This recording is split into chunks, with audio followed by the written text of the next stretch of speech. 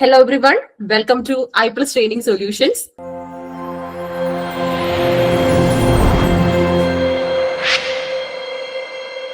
So നമ്മളൊക്കെ ഇവിടെ എത്തിയിട്ടുള്ളത് നമ്മുടെ HSST ഇംഗ്ലീഷ് അല്ലെ HSST ഇംഗ്ലീഷിന്റെ ഒരു വെബിനാറിൽ പങ്കെടുക്കാൻ വേണ്ടിയാണ്. ഓക്കെ, അപ്പോൾ കൃത്യമായിട്ട് എങ്ങനെ നിങ്ങൾ പരീക്ഷയ്ക്ക് തയ്യാറെടുക്കണം, എത്തരത്തിലുള്ള സ്ട്രാറ്റജീസ് ആണ് നിങ്ങൾ ഉപയോഗിക്കേണ്ടത്, ഇതെല്ലാം മുൻനിർത്തിക്കൊണ്ട് നമ്മൾ ഇന്നൊരു വെബിനാർ കണ്ടക്ട് ചെയ്യാണ്. ഓക്കെ, അതായത് എല്ലാ കാര്യങ്ങളും നമ്മുടെ HSST ഇംഗ്ലീഷുമായിട്ട് ബന്ധപ്പെട്ടിട്ടുള്ള എല്ലാ കാര്യങ്ങളും A to Z മാറ്റേഴ്സ് നമ്മളിവിടെ ഡിസ്കസ് ചെയ്യുന്നുണ്ടാവും. നിങ്ങൾക്ക് നിങ്ങളുടെ ഡൗട്ട്സ് ചോദിക്കാനായിട്ട് സാധിക്കും. അങ്ങനെ വളരെ എഫക്റ്റീവ് ആയിട്ടുള്ള ഒരു ടീമായിട്ട് നമ്മൾ HSST ഇംഗ്ലീഷിന് വേണ്ടി പ്രിപ്പയർ ചെയ്യാൻ പോവാണ്. റെഡിയാണോ? തയ്യാറാണോ? മുൻകാല ചോദ്യങ്ങൾ നിങ്ങൾക്ക് വേണ്ടി എടുത്തിട്ടുണ്ട്. സിലബസ് നമ്മളൊന്ന് വിശകലനം ചെയ്യുന്നുണ്ട്. ഇനി അതുപോലെ തന്നെ പരീക്ഷയെ കുറിച്ചുള്ള ഒരു ചെറിയ ഇൻഫർമേഷൻ, ഒരു ഇൻട്രൊഡക്ഷൻ ഷെയർ ചെയ്യുന്നുണ്ട്. അപ്പൊ ഓഡിബിൾ ആണോ? നിങ്ങൾക്ക് കേൾക്കാൻ സാധിക്കുമോ ഞാൻ പറയുന്നത്? റെഡിയാണോ എല്ലാരും? റിനിഷ, ആർദ്ര, റെഡിയാണോ? സ്റ്റാർട്ട് ചെയ്യാം നമുക്ക്. ഓക്കെ, അപ്പത്തേ നിങ്ങൾക്ക് ക്വസ്റ്റ്യൻസ് വരുന്നുണ്ട്. ക്വസ്റ്റ്യൻസ് ഒക്കെ വരുന്ന സമയത്ത് നിങ്ങൾക്ക് ആൻസേഴ്സ് ഒക്കെ ചെയ്യാൻ സാധിക്കും കേട്ടോ.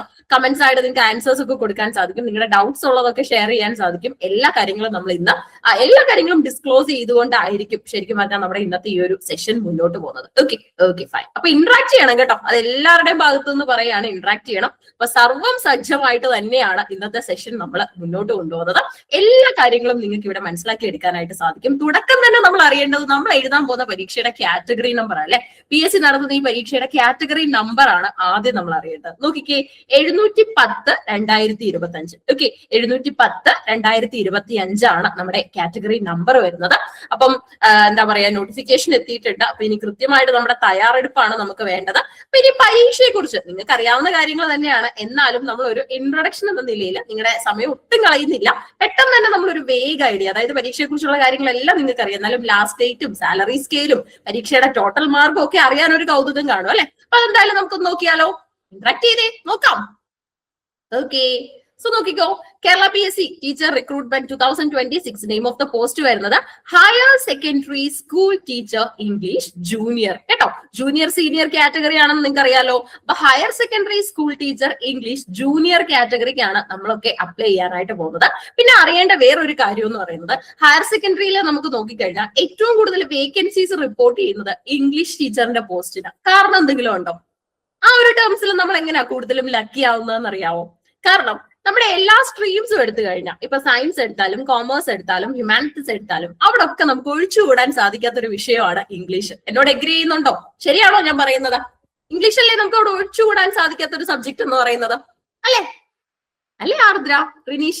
ഓക്കെ, അപ്പൊ അതുകൊണ്ട് തന്നെയാണ് നമ്മുടെ സാധ്യത ഇവിടെ കുറച്ച് കൂടുതലാണ് എന്ന് പറയുന്നത്. ഓക്കെ, HSC കാലൊക്കെ നോക്കുമ്പോൾ കുറച്ചുകൂടെ HSSTക്ക് നമ്മുടെ സാധ്യത കൂടുന്നതിന്റെ കാരണം ഇതാണ്. ഓക്കെ, എന്നാലും നമ്മൾ ടോപ്പ് റാങ്കിൽ തന്നെ ഉണ്ടായിരിക്കണം കേട്ടോ. ടോപ്പ് റാങ്കിൽ നമുക്ക് നമ്മുടെ ആ ഒരു ഇന്റർവ്യൂ സ്റ്റേജ് വരെ നമ്മൾ കണ്ടിന്യൂസ് ആയിട്ട് പഠനത്തിലായിരിക്കണം. ഇന്റർവ്യൂ കഴിഞ്ഞ് നമ്മുടെ ആ ഒരു അഡ്വൈസ് മെമ്മോ അല്ലെങ്കിൽ നമ്മുടെ അപ്പോയിന്റ്മെന്റ് ഓർഡർ കൈ കിട്ടുന്ന നിമിഷം വരെ നമ്മൾ കൃത്യമായിട്ട് ഇതിനു വേണ്ടിയുള്ള ഒരു സ്ട്രോങ് ഡെഡിക്കേഷനിലായിരിക്കണം. ഓക്കെ, അപ്പം നല്ലൊരു സാധ്യതയാണ്. അതായത് PSC എക്സാംസ് നമുക്കറിയാം, എപ്പോഴും നമ്മുടെ ഏറ്റവും വലിയൊരു ടെൻഷൻ എന്ന് പറയുന്നത് എത്ര പേർക്ക് നിയമനം നടക്കും, അതുപോലെ തന്നെ നിയമനത്തിന്റെ എണ്ണം, ഇങ്ങനെയുള്ള പല കാര്യങ്ങളും നമ്മളെ ഭയപ്പെടുത്താറുണ്ട്. പക്ഷെ ഞാൻ ഇവിടെ നിങ്ങളോട് അഷ്വർ ചെയ്യാണ്, HSST ഇംഗ്ലീഷ് ആയതുകൊണ്ട് തന്നെ കുറച്ചും കൂടെ സാധ്യത നിങ്ങൾക്ക് കൂടുതലാണ്. ഓക്കെ, അതായത് നമുക്ക് ഒന്ന് ആഞ്ഞു പിടിച്ചു കഴിഞ്ഞാൽ നേടിയെടുക്കാവുന്നത് തന്നെയാണ്. നമ്മുടെ ഇപ്പം ഞാനൊക്കെ ആയാലും ഇപ്പൊ ഫ്രണ്ട് സർക്കിളിലൊക്കെ സംസാരിക്കുമ്പോൾ അല്ലെങ്കിൽ നെയ്ബർഹുഡിൽ തന്നെ ഇപ്പം ഒരാൾക്ക് വേറൊരു സബ്ജക്ട് ആണ് HSST, ഇപ്പൊ അവർക്ക് എന്താ പറയാ അപ്പോയിന്റ്മെന്റ് ആയി. അപ്പൊ അതൊക്കെ കേൾക്കുമ്പോൾ നമുക്ക് വലിയ സന്തോഷമാണ്. നമ്മൾ വിചാരിക്കും നമ്മുടെ ചാൻസ് എപ്പോഴാണ്, നമ്മുടെ ടേൺ എപ്പോഴാണെന്നാണ് നമ്മൾ നോക്കുന്നത് അല്ലെ. അപ്പൊ നമ്മുടെ HSST ഇംഗ്ലീഷിന് നിങ്ങളൊക്കെ ദൃഢമായി പഠിച്ച് നിങ്ങളൊക്കെ തന്നെ റാങ്ക് ലിസ്റ്റിൽ ഉണ്ടായിരിക്കണം കേട്ടോ. അപ്പൊ കാറ്റഗറി നമ്പർ ഞാൻ ഓൾറെഡി നിങ്ങളോട് പറഞ്ഞു. പരീക്ഷ നടത്തുന്നത് നമ്മുടെ കേരള പബ്ലിക് സർവീസ് കമ്മീഷൻ ആണ്. പരീക്ഷ സ്റ്റേറ്റ് വൈഡ് ആയിട്ടാണ് നടത്തുന്നത്. ഓക്കെ, സ്റ്റേറ്റ് വൈഡ് ആണ്. നമ്മൾ നോക്കുമല്ലോ, ഡിസ്ട്രിക്ട് വൈഡ് ആണോ സ്റ്റേറ്റ് വൈഡ് ആണോ എന്നൊക്കെ നോക്കും. ഇത് സ്റ്റേറ്റ് വൈഡ് തന്നെയാണ്. സാലറി സ്കെയിൽ ഒന്ന് നോക്കിക്കേ, ഡീസെന്റ് സാലറി, അതുപോലെ തന്നെ നമുക്ക് നമ്മുടെ ഗസറ്റഡ് റാങ്കിലേക്ക് വരെ ഉയരാൻ സാധ്യതയുള്ള, പ്രിൻസിപ്പൽ പോസ്റ്റ് വരെ കിട്ടാൻ സാധ്യതയുള്ള പരീക്ഷയാണ് HSST ഇംഗ്ലീഷ്. അറിയാലോ, ജൂനിയർ സീനിയർ പല ഡിവിഷൻസ് നമ്മുടെ സർവീസ് അനുസരിച്ച് നമുക്ക് നല്ല ഉന്നതങ്ങളിൽ തന്നെ എത്തിച്ചേരാനായിട്ട് സാധിക്കും. 45,600 രൂപ മുതൽ 95,600 രൂപ വരെയാണ് ഇവിടെ കൊടുത്തിട്ടുള്ളത്. അതുപോലെ തന്നെ നിങ്ങൾക്ക് മനസ്സിലാക്കാൻ സാധിക്കുന്ന മറ്റൊരു കാര്യം, ശമ്പള പരിഷ്കരണവും കാര്യങ്ങളും ഒക്കെ വരുന്ന അനുസരിച്ച് ഇതിനകത്തൊക്കെ തന്നെ മുന്നോട്ടേ പോകത്തുള്ളൂ. ഒരിക്കലും ഈ സാലറി താഴോട്ട് വരുന്നില്ല, മുന്നോട്ട് ഉയരാനാണ് സാധ്യത. ഓക്കെ, അപ്പൊ നല്ലൊരു ഡിസിഷൻ തന്നെയാണ് ഈ HSST നേടിയെടുക്കണം എന്നുള്ള ഒരു ന്യൂ ഇയർ റിസൊല്യൂഷനിലൊക്കെ ഉള്ള ആൾക്കാർ നല്ലൊരു തീരുമാനം തന്നെയാണ് എടുത്തിട്ടുള്ളത്. ദൃഢമായി പഠിച്ചു കഴിഞ്ഞാൽ ഒന്നും നിങ്ങൾക്ക് തിരിഞ്ഞു നോക്കേണ്ട ആവശ്യം വരത്തില്ല. ഉറപ്പായിട്ടും നിങ്ങൾക്ക് റാങ്ക് ലിസ്റ്റിൽ എത്താൻ പറ്റും. അതിനുവേണ്ടി ഒന്ന് വർക്ക് ചെയ്താൽ മതി. ലാസ്റ്റ് ഡേറ്റ് കൊടുത്തിട്ടുണ്ട് February 4, 2026. ഞാൻ നിങ്ങളോട് പറയാണ്, അത്രയും നാൾ വരെ ഒന്നും പോകണ്ട, അതിന് മുമ്പ് തന്നെ നിങ്ങൾ അപ്ലൈ ചെയ്യണം. ഓക്കെ, February 4, 2026 ലാസ്റ്റ് ഡേറ്റ് കൊടുത്തിട്ടുള്ളത്. കാരണം എന്തെങ്കിലും തരത്തിലുള്ള ഇപ്പം EWS കാറ്റഗറി വെക്കാൻ പറ്റുന്നവരും അങ്ങനെ പല ടേംസ് കാണുമല്ലോ. അപ്പൊ അതുപോലെ തന്നെ എന്തെങ്കിലും നമ്മുടെ PSC പ്രൊഫൈലിനകത്ത് എന്തെങ്കിലും മാറ്റി കൊടുക്കേണ്ടതൊക്കെ ഉണ്ടെങ്കിൽ ലാസ്റ്റ് മൊമെന്റ് വെച്ച് കഴിഞ്ഞാൽ നിങ്ങൾക്ക് ഒരു ടെൻഷൻ ആയിരിക്കും. ചെയ്യാൻ പറ്റത്തില്ലെന്നൊന്നുമല്ല, ഒരു ടെൻഷൻ ആയിരിക്കും. അതുകൊണ്ട് ഏറ്റവും നല്ലത് എത്രയും വേഗം നമുക്ക് ആപ്ലിക്കേഷൻ വിൻഡോ ഓപ്പൺ ആവുന്ന കണക്കിന് എത്രയും പെട്ടെന്ന് തന്നെ അപ്ലൈ ചെയ്യുന്നതാണ് ഏറ്റവും നല്ലത്.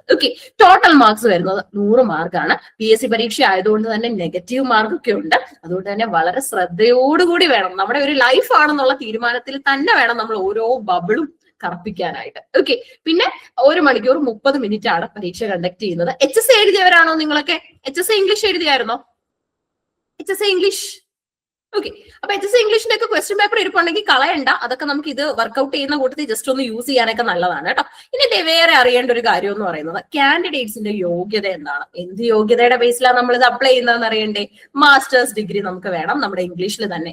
ബിരുദാനന്തര ബിരുദം ഉണ്ടായിരിക്കണം. 50% മാർക്കോട് കൂടി അത് പാസ്സായവരായിരിക്കണം. അതുപോലെ തന്നെ കൺസേൺ സബ്ജക്റ്റിൽ എന്ന് പറഞ്ഞാൽ ഇംഗ്ലീഷിൽ നമുക്ക് BEd ഉണ്ടായിരിക്കണം. M.Ed ഒന്നും ചോദിക്കുന്നില്ല, BEd ഉണ്ടായിരിക്കണം. പിന്നെ നമ്മുടെ എന്താ പറയാ LBS കണ്ടക്ട് ചെയ്യുന്ന ട്രിവാൻഡ്രം LBS കണ്ടക്ട് ചെയ്യുന്ന set exam, state eligibility test നമ്മൾ ക്വാളിഫൈഡ് ആയിരിക്കണം. സെറ്റ് പരീക്ഷ യോഗ്യത ഉള്ളവർക്ക് മാത്രമേ HSSTക്ക് അപ്ലൈ ചെയ്യാൻ പോലും സാധിക്കത്തുള്ളൂ. അപ്പം ബേസ് ലെവൽ ഇൻഫർമേഷൻ എല്ലാം കിട്ടിയത് ഈ പേജ് എനിക്ക് തോന്നുന്നു നിങ്ങൾക്ക് ഓൾറെഡി അറിയാം, നിങ്ങളൊക്കെ ഇത് ക്വാളിഫൈഡ് ആണ്. പക്ഷെ ഇത് ഈ ഒരു കാര്യം, പരീക്ഷയുടെ സമയം, total mark, last date to apply, അതുപോലെ തന്നെ സാലറി സ്കെയിൽ. ഈ സാലറി സ്കെയിലൊക്കെ നമ്മൾ വലിയ രീതിയിൽ തന്നെ നമ്മുടെ റൂമിലൊക്കെ ഒന്ന് എഴുതി വെക്കണം, എന്നാലേ നമ്മളൊന്ന് മോട്ടിവേറ്റഡ് ആവത്തുള്ളൂ അല്ലെ. നമുക്ക് കൂടുതലായിട്ടും അതിന്റെ ഒരു ഒരു ആവേശം അല്ലെങ്കിൽ ആ ഒരു സ്പിരിറ്റിൽ നമുക്ക് ഇരിക്കാനായിട്ട് സാധിക്കത്തുള്ളൂ. അപ്പൊ ഇത്രയും കാര്യം ഓക്കെ ആണോ നിങ്ങൾക്ക്? ഇത്രയും ഓക്കെ ആണോ? എന്തെങ്കിലും സംശയം ചോദിക്കാനുണ്ടോ ഇത്രയും ഭാഗത്ത്? ഞാൻ നിങ്ങളോട് പറഞ്ഞായിരുന്നല്ലോ, കുറച്ച് സമയം നമ്മുടെ പരീക്ഷയെ കുറിച്ച് ഒന്ന് പറയാനായിട്ട് എടുക്കും. ഗായത്രി, അപ്പൊ നമ്മൾ ഇനി സിലബസിലേക്കാണ് പോകുന്നത്. സിലബസിന്റെ ഒരു 7 മൊഡ്യൂളുകൾ ഞാനായിരിക്കും നിങ്ങളുമായിട്ട് എന്താ പറയാ ഒന്ന് അവയർനെസ് തരുന്നത്. അതിനുശേഷം നമുക്ക് വേറെയും ഫാക്കൽറ്റീസ് നമ്മുടെ കൂടെ ജോയിൻ ചെയ്യുന്നുണ്ട്. അപ്പൊ ത്രൂ ഔട്ട് എല്ലാവരും ഉണ്ടായിരിക്കണം. ഈ ഒരു എനർജിയിൽ എല്ലാവരും നമ്മുടെ കൂടെ ഉണ്ടായിരിക്കണം കേട്ടോ. അപ്പൊ അവസാനം നമുക്ക് ഡൗട്ട്സ് ഒക്കെ ഉണ്ടെങ്കിൽ അതൊക്കെ ചോദിക്കാനും ഫാക്കൽറ്റീസ് എല്ലാവരും ഇവിടെ കാണും. അതുകൊണ്ട് തന്നെ നിങ്ങൾക്ക് ഡൗട്ട്സ് ഒക്കെ ഉണ്ടെങ്കിൽ അവസാനം ക്ലിയർ ചെയ്യാം. ഇപ്പൊ ഇതിന്റെ ഇടയിൽ ചോദിച്ചു പോകാം, ഒന്നും ഒരു പ്രശ്നമില്ല. നിങ്ങളുടെ ഒരു കൺവീനിയൻസ് ആണ് നമ്മൾ നോക്കുന്നത്. അപ്പൊ സിലബസ് എടുത്തു കഴിഞ്ഞാൽ പാർട്ട് 1 40 മാർക്ക്. 40 മാർക്ക് എന്താ? ലിറ്ററേച്ചർ ആട്ടോ. അപ്പൊ നോക്കിക്കേ, from early English literature to 18th century നമ്മൾ ഇവിടെ നോക്കുന്നുണ്ട്. അപ്പൊ ഇതൊക്കെ ഒന്ന് നോക്കി വെക്കണം, കാരണം ഞാൻ നിങ്ങൾക്ക് വേണ്ടി ഒരു 10 ചോദ്യവും കൂടെ എടുത്തിട്ടുണ്ട്. കാരണം എങ്ങനെ പഠിക്കണമെന്നാണ് വാദോരാതെ നമ്മളോട് അധ്യാപകർ പറയുന്നത് അല്ലെ. അപ്പൊ പഠിച്ച കാര്യം നിങ്ങൾ എങ്ങനെ അപ്ലൈ ചെയ്യണമെന്നും കൂടെ അറിയണ്ടേ? ഉറപ്പായിട്ട് നിങ്ങളുടെ മനസ്സിൽ വരും, ടീച്ചർ എല്ലാം പറഞ്ഞു, ഒരു 2 ചോദ്യവും കൂടെ ഒന്ന് ചെയ്യിച്ചായിരുന്നെങ്കിൽ എങ്ങനെയുള്ള പരീക്ഷയാ HSST എന്നൊന്ന് അറിയായിരുന്നു, ഞങ്ങളെ കൊണ്ട് ആൻസർ ചെയ്യാൻ പറ്റുന്നതാണോ എന്നറിയായിരുന്നു. ഇങ്ങനെ കുറെ കൺസേൺസ് നമുക്ക് ഉണ്ടായിരിക്കും അല്ലെ. അപ്പൊ മുൻകാലങ്ങളിൽ നടത്തിയിട്ടുള്ള നമ്മുടെ ഡിപ്പാർട്ട്മെന്റ് ടെസ്റ്റിന്റെയും അതുപോലെ തന്നെയുള്ള നോർമൽ HSST പരീക്ഷയുടെയും എല്ലാ ടേംസിൽ ഒരു 10 ചോദ്യം നിങ്ങളുടെ മുന്നിൽ ഇൻട്രൊഡ്യൂസ് ചെയ്യുന്നുണ്ട്, പല ഏരിയാസിലെ. അതും കൂടെ ഉത്തരം ചെയ്യാനായിട്ട് സാധിക്കണം. ഒരു 5 മാർക്കിൽ കൂടുതൽ നിങ്ങൾ നേടിയോ, നിങ്ങൾ വർക്ക് ചെയ്തു തുടങ്ങി എന്ന് തന്നെയാണ് അതിന്റെ അർത്ഥം. ഒരു 5 സ്കോർ നിങ്ങൾക്ക് അവിടെ ഉറപ്പിക്കാൻ പറ്റിയാൽ മതി. ബാക്കി നമുക്ക് ഇനി സമയമുണ്ട്, നമുക്ക് നേടിയെടുക്കാം. ഒരു കൺസിസ്റ്റന്റ് ആയിട്ടുള്ള പഠനം ഉറപ്പായിട്ടും നിങ്ങളെ ലക്ഷ്യസ്ഥാനത്ത് എത്തിക്കും. അത് വെറുതെ ഒരു മോട്ടിവേഷൻ ആയിട്ട് പറയല്ല, it's actually A very important thing. നിങ്ങൾക്ക് ഒന്ന് ശ്രമിച്ചു കഴിഞ്ഞാൽ, അല്ലെങ്കിൽ ഞാൻ പറഞ്ഞല്ലോ പരീക്ഷയുടെ സാധ്യത പറഞ്ഞല്ലോ, അപ്പൊ ഇപ്പൊ നമ്മളിത് വേസ്റ്റ് ചെയ്ത് കഴിഞ്ഞാൽ ഇനി വർഷങ്ങൾ കാത്തിരിക്കുമ്പോഴായിരിക്കും അടുത്ത HSST വിളിക്കുന്നത്. വീണ്ടും വളരെ ശക്തമായ BEd ബാച്ചുകൾ അല്ലെങ്കിൽ പോസ്റ്റ് ഗ്രാജുവേറ്റ് സ്റ്റുഡൻസ് നമ്മുടെ കൂടെ നേരെ മത്സരിക്കാനുണ്ടായിരിക്കും. അതുകൊണ്ട് ഇപ്പൊ നമ്മൾ ഒരു സേഫ് സോണിൽ തന്നെയാണെന്ന് പറയാം. ഉറപ്പായിട്ടും ഇപ്പൊ പല ക്ലാഷസ് നടക്കുക, നമുക്കറിയാം. എന്താ പറയാ, കേറ്റിട്ട് വേണോ സെറ്റ് വേണോ, ഇതിന്റെയൊക്കെ പേരിൽ പല ടേംസ്, പല ക്ലാഷസ് ഗവൺമെന്റിന്റെ ഭാഗത്തുനിന്ന് തന്നെ നടക്കുന്നുണ്ട്. അപ്പൊ അതുകൊണ്ട് തന്നെ നമ്മൾ എത്രയും പെട്ടെന്ന് സേഫ് സോണിൽ എത്തുക, ഒരു ഗവൺമെന്റ് പോസ്റ്റ്, ഒരു ഗവൺമെന്റ് ഷെയർ നമുക്ക് വേണ്ടി വെയിറ്റ് ചെയ്യണം. അതായിരിക്കണം നമ്മുടെ ലക്ഷ്യം എന്ന് പറയുന്നത്. ഇപ്പം ഇങ്ങനെ എന്താ നമ്മുടെ തന്നെ കൂട്ടുകാരോടൊക്കെ സംസാരിക്കുമ്പോൾ അവരൊക്കെ ഉണ്ട്, ഇപ്പൊ റൂമിൽ അവർ എന്താ പറയാ HSST ഇംഗ്ലീഷ് അവരുടെ ഒരു ചെയർ അങ്ങ് മാറ്റിയിട്ടിരിക്കുക, അവർക്ക് ആ ചെയർ വേണം അല്ലെങ്കിൽ ആ ഒരു പോസ്റ്റ് വേണം എന്നുള്ള ടേംസിൽ. അത്രയും ആവേശത്തോടു കൂടി ഇരിക്കുന്ന കുട്ടികൾ നമ്മുടെ കൂടെ ഉണ്ട്. അതുകൊണ്ട് നമ്മൾ നല്ല വാശിയിൽ, നല്ല ആവേശത്തോടു കൂടി, നല്ല സ്പിരിറ്റിൽ പഠിച്ചെങ്കിൽ മാത്രമേ അവരുടെ ഒപ്പം എത്താൻ പറ്റത്തുള്ളൂ. അതുകൊണ്ട് അതിന് ശക്തമായി നിങ്ങൾ ഓരോരുത്തരും മുന്നോട്ട് വരണം കേട്ടോ. നിങ്ങളൊക്കെ പഠിക്കുന്നവരാണ്, നിങ്ങളൊക്കെ ഒന്ന് ശ്രമിച്ചു കഴിഞ്ഞാൽ നടക്കുന്നവരാണ് അല്ലെ. ഓക്കെ, അപ്പൊ അതേ നോക്കിക്കേ, നമുക്ക് ഡീറ്റെയിൽഡ് സ്റ്റഡിക്ക് module 1 early English literature to 18th സെഞ്ചുറിയാണ് കൊടുത്തിട്ടുള്ളത്. ഇവരെയൊക്കെ നിങ്ങൾക്ക് അറിയാം. ജോൺ ഡണ്ണിനെ അറിയത്തില്ലേ? മെറ്റാഫിസിക്കൽ സ്കൂൾ ഓഫ് പോയട്രിയുടെ ആളാണ്. അദ്ദേഹത്തിന്റെ ബാറ്റർ, മൈ ഹേർട്ട്, കാനോണൈസേഷൻ ഒക്കെ കവിതകളാണ് പഠിക്കാനുള്ളത്. മിൽട്ടൺ കവിതകൾ നമുക്ക് പഠിക്കാനുണ്ട്. മിൽട്ടന്റെ പാരഡൈസ് ലോസ്റ്റിന് മൊത്തം എത്ര ബുക്കാ ഉള്ളതെന്ന് അറിയാവോ? മിൽട്ടന്റെ പാരഡൈസ് ലോസ്റ്റിന് മൊത്തം എത്ര ബുക്കുണ്ട്? പാരഡൈസ് ലോസ്റ്റിന് ഒന്ന് പറയാവോ?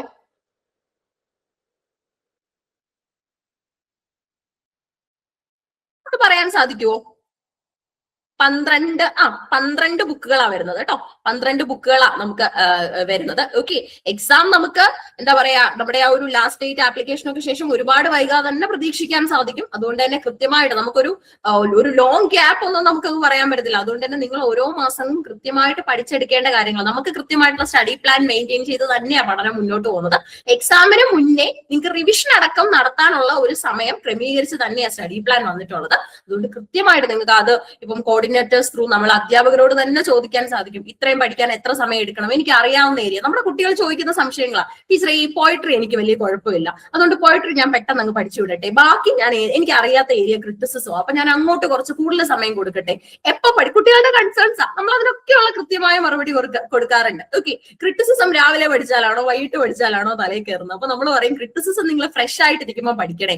കുറെ കാര്യങ്ങളിൽ ട്രബിൾസം ആയിട്ട് അല്ലെങ്കിൽ കുറെ ഒരു ദിവസത്തിന്റെ തിരക്കുകളെല്ലാം കഴിഞ്ഞ് ഈവനിങ് ക്രിറ്റിസിസം പഠിക്കാനിരിക്കരുത്. ക്രിറ്റിസിസം രാവിലെ പഠിക്കണേ. അങ്ങനെയുള്ള ടിപ്പുകളെല്ലാം നമ്മളാണ് കൊടുക്കുന്നത്. ഒരു ടോപ്പിക് ഒരു കുട്ടി എപ്പോ പഠിക്കണം എന്ന് വരെ നമ്മൾ പറഞ്ഞു കൊടുക്കുന്നുണ്ട്. ഓക്കെ, അപ്പൊ നിങ്ങൾ ഒരു ഫുൾ മൈൻഡ് സെറ്റ് നമ്മുടെ കൂടെ ഉണ്ടായാൽ മാത്രം മതി. മിൽട്ടന്റെ പാരഡൈസ് ലോസ്റ്റ്, ഇവിടെ ഒരാൾ ആൻസർ പറഞ്ഞിട്ടുണ്ടായിരുന്നു. Very good. പാരഡൈസ് ലോസ്റ്റിന് 12 ബുക്കുകളാണ്. നമുക്ക് ബുക്ക് 9 ഒന്ന് പഠിക്കാനുണ്ട്. പിന്നെ ഡ്രൈഡന്റെ മാക്ഫ്ലെക്നോ നമുക്കറിയാം, ഒരു ക്രിറ്റിസിസം ബേസ്ഡ് ആണ്. കാരണം ജോൺ ഡ്രൈഡൻ അറിയപ്പെടുന്ന തന്നെ ഫാദർ ഓഫ് ഇംഗ്ലീഷ് ക്രിറ്റിസിസം എന്നാണ്. നമ്മുടെ തോമസ് ഗ്രേ കവിതകൾ പഠിക്കാനുണ്ട്. ഷേക്സ്പീരിയൻ കവിതകൾ അല്ലെ, സോണറ്റ് ഒക്കെ 154 എണ്ണം ഉണ്ടെങ്കിലും കൃത്യമായിട്ട് പറയുന്നുണ്ട് അതിൽ ഏതാണ് നമ്മൾ പഠിക്കേണ്ടതെന്ന്. പിന്നെ അലക്സാണ്ടർ പോപ്പിന്റെ റേപ്പ് ഓഫ് ദ ലോക്ക് പഠിക്കാൻ വരുന്നുണ്ട്. ക്രിസ്റ്റഫർ മാർലോയുടെ ഡോക്ടർ ഫോസ്റ്റസ് എന്ന കവിത പഠിക്കാനുണ്ട്. ഈ അലക്സാണ്ടർ പോപ്പിന്റെ റേപ്പ് ഓഫ് ദ ലോക്കിനകത്തിലെ ബെലിൻഡ എന്ന നായിക സ്ഥിരം ചോദ്യം ആട്ടോ, ബെലിൻഡ. അപ്പം ഫ്രാൻസിസ് ബേക്കൺ നമുക്കറിയാം, എസ്സേസ് അല്ലെ, ഒഫീഷ്യൽ ആയിട്ട് എസ്സേസ് എന്ന് പറയുന്ന ഫീൽഡിൽ പോപ്പുലർ ആയിട്ടുള്ള ആളാണ്. അദ്ദേഹത്തിന്റെ എസ്സേസ് എല്ലാം തുടങ്ങുന്നത് ഓഫ് എന്നുള്ള പേരിലാണ്. Of studies, marriage, single life, truth അല്ലെ. അപ്പൊ നമുക്ക് അദ്ദേഹത്തിന്റെ ആ ഒരു സ്റ്റൈലിനെ അഫോറിസ്റ്റിക് സ്റ്റൈൽ എന്നാണ് അറിയപ്പെടുന്നത്. പിന്നെ നമ്മുടെ സ്വന്തം ജോണതൻ സ്വിഫ്റ്റ് ഉണ്ട്. ജോണതൻ സ്വിഫ്റ്റിന്റെ ഐസക് ബിക്കർസ്റ്റഫ് എന്നുള്ള പെൻ നെയിം നിങ്ങൾക്ക് അറിയായിരുന്നോ? ഐസക് ബിക്കർസ്റ്റഫ് കേട്ടിട്ടുണ്ടോ?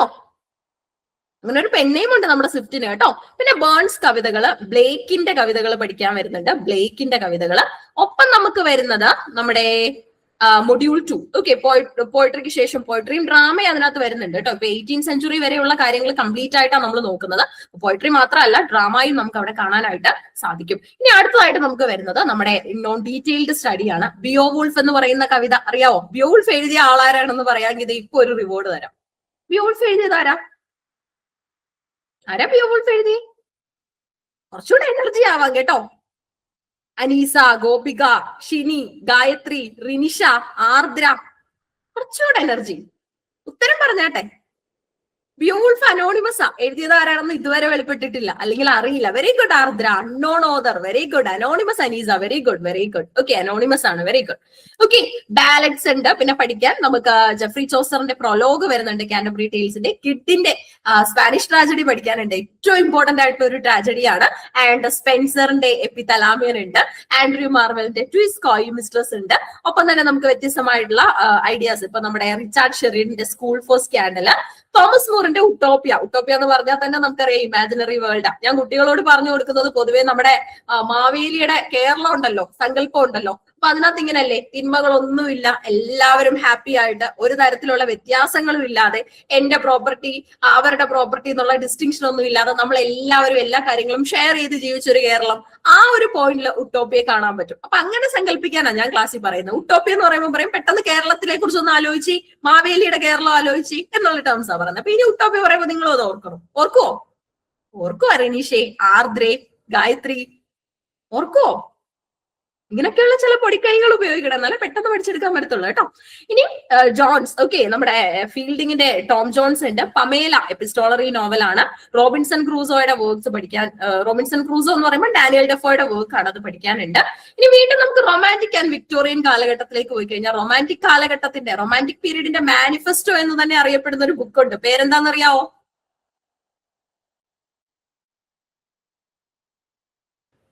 റൊമാൻറ്റിക് പീരീഡിന്റെ മാനിഫെസ്റ്റോ, ലിറിക്കൽ ബാലൻസ് കേട്ടോ. 1798 lyrical ballads, preface to lyrical ballads അല്ലെങ്കിൽ ലിറിക്കൽ ബാലൻസ്, വേൾഡ്സ്വർത്തും കോളറിഡ്സും ചേർന്ന് ചെയ്തതാണ് ലിറിക്കൽ ബാലൻസ്. പ്രിഫൈസ് വേൾഡ്സ്വർത്ത് തനിച്ച് ചെയ്തതാണ്. വേൾഡ്സ്വർത്ത് കവിതകള്, അതുപോലെ തന്നെ നമ്മുടെ ഏറ്റവും മനോഹരമായിട്ടുള്ള ഇൻകംപ്ലീറ്റ് കവിതയാണെങ്കിലും എല്ലാവരും ഇഷ്ടപ്പെടുന്ന നമ്മുടെ സ്വന്തം കുബ്ല ഖാൻ, ജോൺ കീറ്റ്സിന്റെ ode to a nightingale, P B. ഷെല്ലിയുടെ ode to the west wind, Byron, revolutionary poet എന്നറിയപ്പെടുന്ന ബൈറന്റെ പ്രിസണർ ഓഫ് ചിലിയോൺ പഠിക്കാൻ വരുന്നുണ്ട്.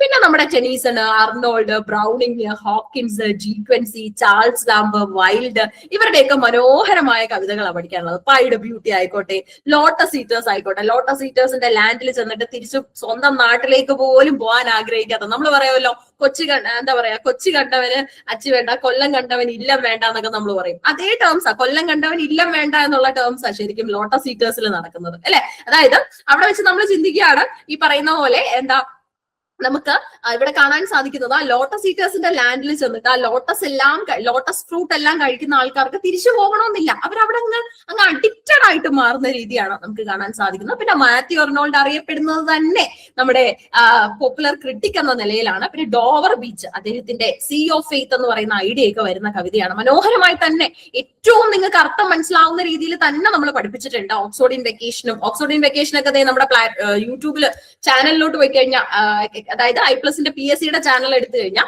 അവിടെ 5 മിനിറ്റ് എന്താ പറയാ എക്സ്പ്ലനേഷനിൽ വിത്ത് ക്വസ്റ്റ്യൻ ഞാൻ തന്നെ അവിടെ പഠിപ്പിച്ച് ഓക്സ്ഫോർഡിൻ വെക്കേഷൻ വെച്ചിട്ടുണ്ട്. അപ്പൊ 5 മിനിറ്റിൽ നിങ്ങൾക്ക് അത് അറിയാൻ സാധിക്കും. ഓക്കെ, ടോട്ടൽ കോഴ്സിൽ പഠിക്കുന്ന കാര്യങ്ങളും പ്ലസ് നമുക്ക് ഇങ്ങനെ റിവിഷൻ പോലെ തന്നുകൊണ്ടിരിക്കുന്നുണ്ട്. അപ്പൊ ഈ റിവിഷനിലൊക്കെ വരുന്ന കാര്യങ്ങൾ 5 മിനിറ്റിൽ നിങ്ങൾക്ക് എന്താണ് കാര്യം എന്ന് മനസ്സിലാക്കി എടുക്കാനായിട്ട് ഷോർട്ട് വീഡിയോസും കിട്ടുന്നുണ്ട്. അപ്പൊ അതൊക്കെ പ്രയോജനപ്പെടുത്തുക കേട്ടോ.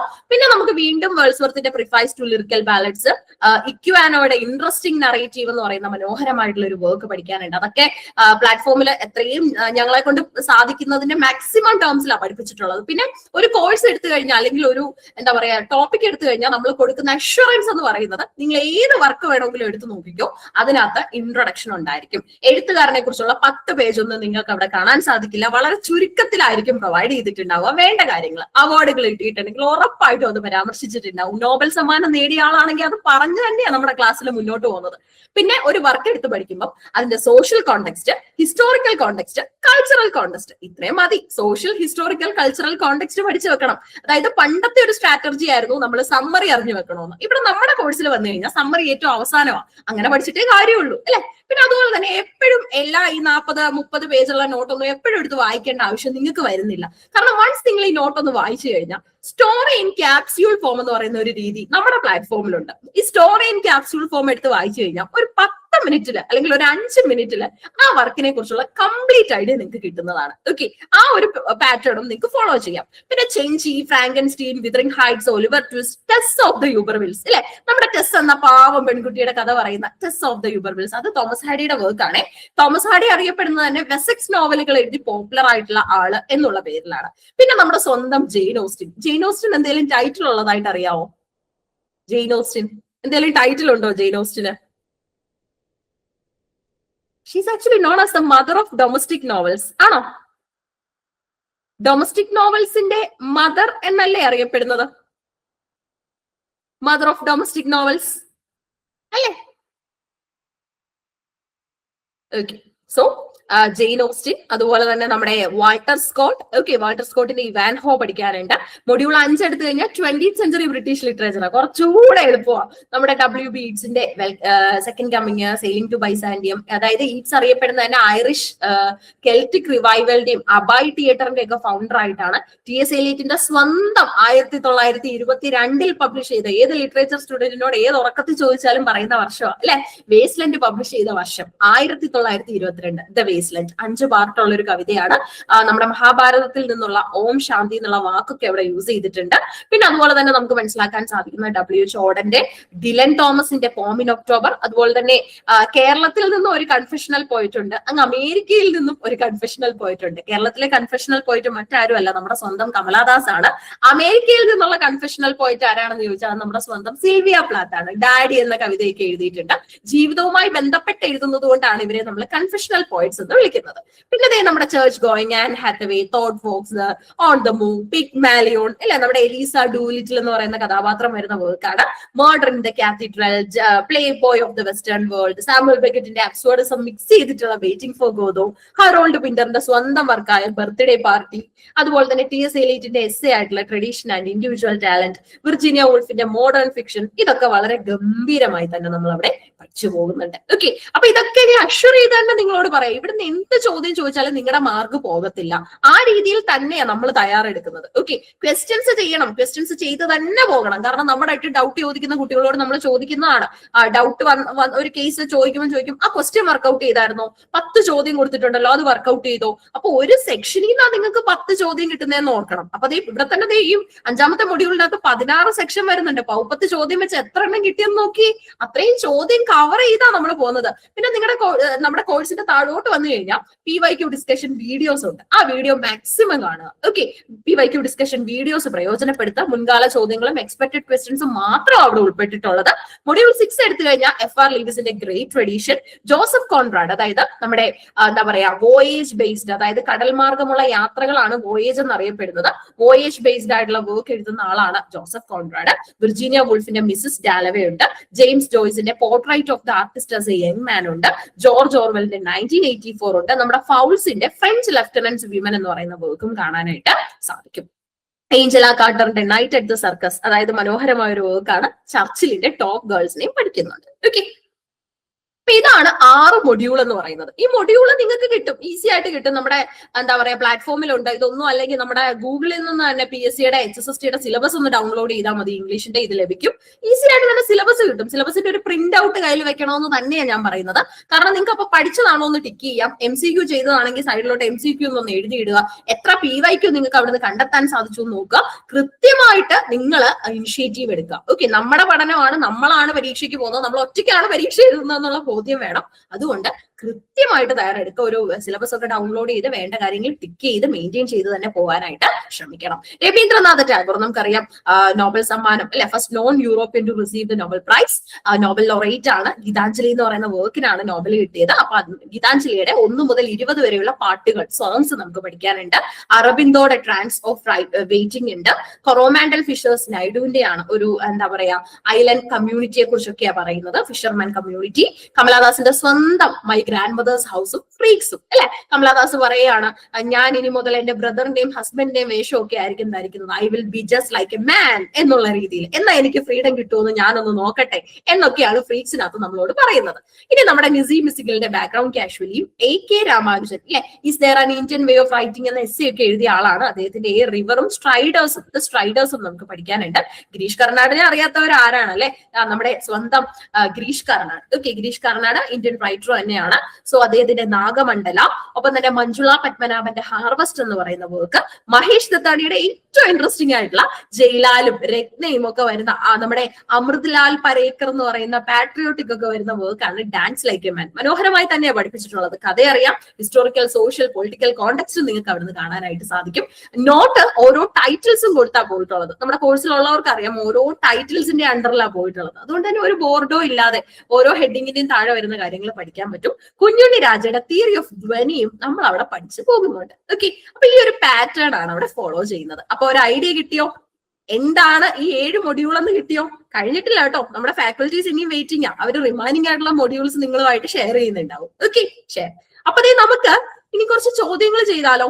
പരീക്ഷ എന്താണെന്ന് ഞാൻ പറഞ്ഞു, പരീക്ഷയ്ക്ക് എങ്ങനെ പഠിക്കണമെന്ന് പറഞ്ഞു. നമ്മൾ എല്ലാവരും കൂടെ ഒറ്റക്കെട്ടായിട്ട് എടുത്തൊരു പ്ലെഡ്ജ് ആണ് HSST ഇംഗ്ലീഷ് എന്ന് നമ്മൾ സംസാരിച്ചു.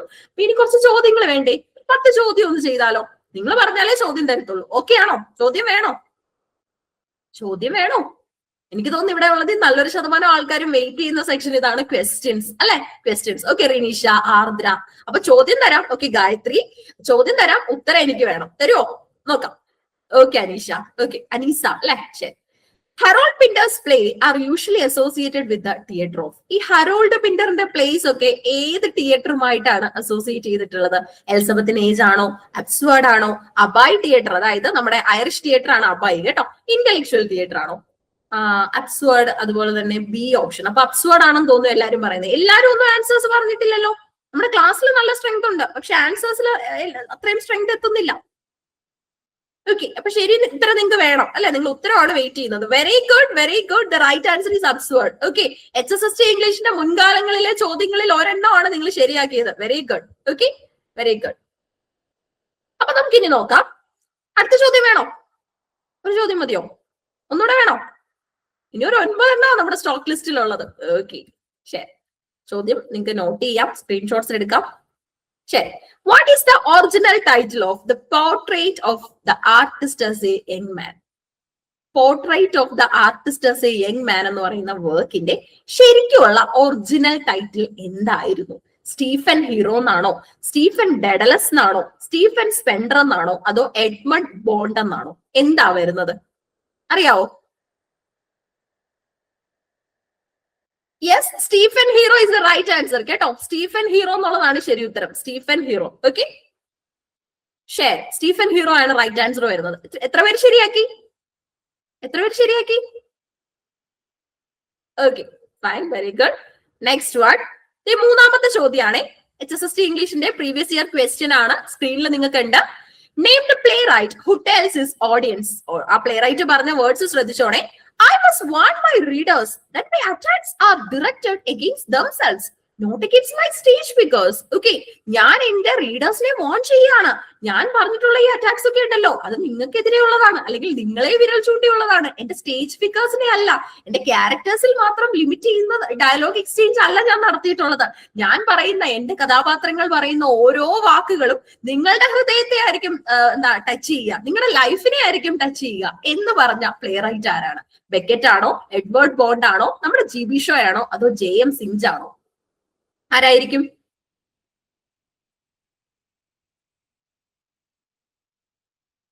ഓക്കെ, ശരി ഉത്തരം വേണം അല്ലെ? നോക്കാം.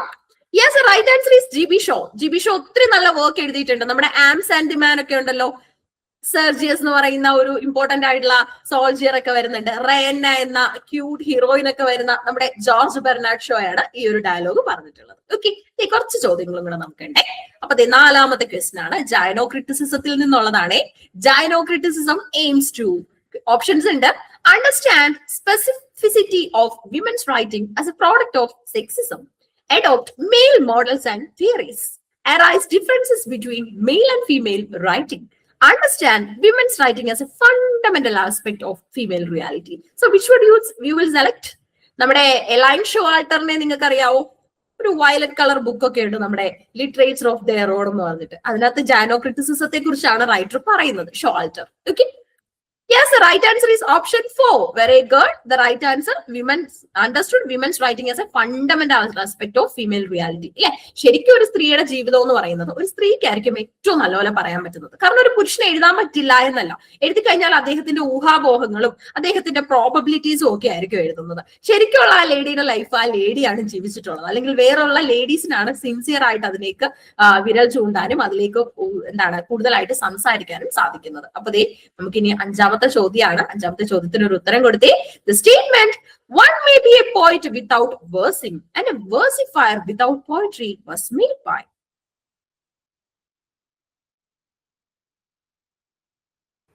The statement, one may be a poet without versing, versing ഇല്ലെങ്കിൽ ഒരാൾക്ക് പോയിറ്റ് ആകാം എന്ന് പറയുന്നു, and versifier without poetry was made by Longinus, Plato, Sidney, Aristotle. ഈ പ്ലേറ്റോയും അരിസ്റ്റോട്ടലും തമ്മിൽ ഒരു ബന്ധമുണ്ട് കേട്ടോ. അരിസ്റ്റോട്ടലിന്റെ ടീച്ചറാണ് നമ്മുടെ പ്ലേറ്റോ. രണ്ടുപേരും സ്കൂൾസ് കൊണ്ടുവന്നിട്ടുണ്ട്, academy, lyceum. Yes, the right answer is Sidney. Very good, very good, very good.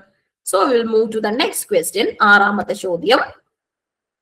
ഒട്ടും തന്നെ ടൈം ലാഗ് ഇല്ലാതെ നമ്മൾ അങ്ങ് പ്രൊസീഡ് ചെയ്യാണ് കേട്ടോ. നിങ്ങൾക്കും അതായിരിക്കുമല്ലോ നല്ലത്. നിങ്ങൾ ഒരുപാട് കാര്യങ്ങൾ മാറ്റി വെച്ചിട്ടായിരിക്കും നമ്മുടെ കൂടെ ഈ ഒരു സമയം സ്പെൻഡ് ചെയ്യുന്നത്. അപ്പൊ ആ ഒരു വാല്യുബിൾ ടൈം നമ്മളും റെസ്പെക്ട് ചെയ്യുകയാണെ. നോക്കിക്കേ, which poem by Wordsworth, romantic poet ആണ്, is cited by Glenn Brooks as based on a paradoxical situation. ഒരു പാരഡോക്സിക്കൽ സിറ്റുവേഷനെയൊക്കെ ബേസ് ചെയ്തിട്ടുള്ള ക്ലിൻ ബ്രൂക്സ് സൈറ്റ് ചെയ്തിട്ടുള്ള വേൾഡ്സ്വർത്തിന്റെ പ്രിയപ്പെട്ട കവിത. വേൾഡ്സ്വർത്ത് അറിയപ്പെടുന്നത് തന്നെ one among the poet from lake district of England എന്നാണ് കേട്ടോ. വേൾഡ്സ്വർത്തും സതയും അതുപോലെ തന്നെ നമ്മുടെ കോളറിഡ്ജും ഒക്കെയാണ് ഇംഗ്ലണ്ടിലെ ലേക്ക് ലേക്ക് എന്ന ഡിസ്ട്രിക്റ്റിൽ നിന്ന് വന്നിട്ടുള്ള എഴുത്തുകാരൻ. It's a beauteous evening, Lucy Gray, daffodils, solitary reaper. So which one you will select? എല്ലാരും ഡി ആണ്. ആലോചിച്ച് ഉത്തരം പറയണേ. ഡാഫഡിൽസ് ആവത്തില്ലേ? ലൂസി ഗ്രേ ആവത്തില്ലേ? ബ്യൂട്ടിയസ് ഈവനിങ് ആവാൻ സാധ്യതയില്ലേ? ആലോചിച്ച് നോക്കിക്കേ. HSST പരീക്ഷയുടെ ചോദ്യമാണ്. നെഗറ്റീവ് മാർക്ക് ഉണ്ട്. നല്ലപോലെ ആലോചിക്കുക. അദ്ദേഹത്തിന്റെ ഫേമസ് കവിതയല്ല ഞാൻ ചോദിച്ചത്. ഈ പറയുന്ന ക്ലിൻത് ബ്രൂക്സ് സൈറ്റ് ചെയ്തിട്ടുള്ള കവിതയുടെ ഉത്തരമാണ് എനിക്ക് വേണ്ടത്. പാരഡോക്സിക്കൽ സിറ്റുവേഷൻ ആയിരിക്കണം അതിനകത്ത് ഡീൽ ചെയ്യുന്നു. സോളിറ്ററി റീപ്പർ അറിയാലോ, മറ്റു പെൺകുട്ടിയുടെ പാട്ട് കേട്ടിട്ട് സ്പീക്കർ പിന്നാലെ ആ പാട്ട് ആസ്വദിച്ചു പോകുന്നതാണ് സോളിറ്ററി റീപ്പർ. ശരി, ഇത് നിങ്ങൾ നോട്ട് ചെയ്ത് വെക്കുമെന്ന് ഞാൻ വിചാരിക്കുന്നു. ഇറ്റ്സ് എ ബ്യൂട്ടിയസ് ഈവനിങ് എന്ന് പറയുന്ന ഒരു കവിത നമ്മുടെ വേൾഡ്സ്വർത്തിനുണ്ട്. അതാണ് ഉത്തരവായിട്ട് വരുന്നത്. ഓക്കെ, ശരി. അപ്പൊ നമുക്ക് അടുത്ത ചോദ്യം ഒന്ന് നോക്കാം. ഇത് എവിടെ നിന്നുള്ളതാണ്? ലിംഗ്വിസ്റ്റിക്സ് അല്ലെ? ലിംഗ്വിസ്റ്റിക്സ് ഇല്ലാതെ എങ്ങനെയാ HSSTയുടെ പരീക്ഷ അല്ലെ സിലബസ് പൂർത്തിയാവുന്നത്? നോക്കിക്കേ. The way in which linguistic elements are put together to form phrases or clauses are called. ഇതിന്റെ ഉത്തരം കണ്ടുപിടിക്കാമെങ്കിൽ ശരിയാക്കാമെങ്കിൽ ഞാനൊരു ചെറിയ 2 വേർഡ്സിൽ ഇത് എന്താണെന്ന് പറഞ്ഞുതരാം. പിന്നെ ഇത്രയും വലിയ സെന്റൻസ് ഒന്നും ആലോചിക്കേണ്ട. ആ 2 വാക്കൊന്നും ആലോചിച്ചാൽ മതി. The way in which linguistics elements are put together to form phrases or clauses are called.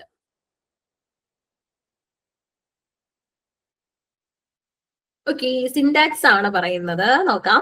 Yes, very good. Syntax is the right answer. Syntax ആണ് ശരി ഉത്തരമായിട്ട് വരുന്നത്. സിൻടാക്സ് എന്ന് പറഞ്ഞു കഴിഞ്ഞാൽ നിങ്ങൾക്ക് എവിടെയെങ്കിലും എഴുതി വെക്കാം. Word order, WORD, word order, ORDER.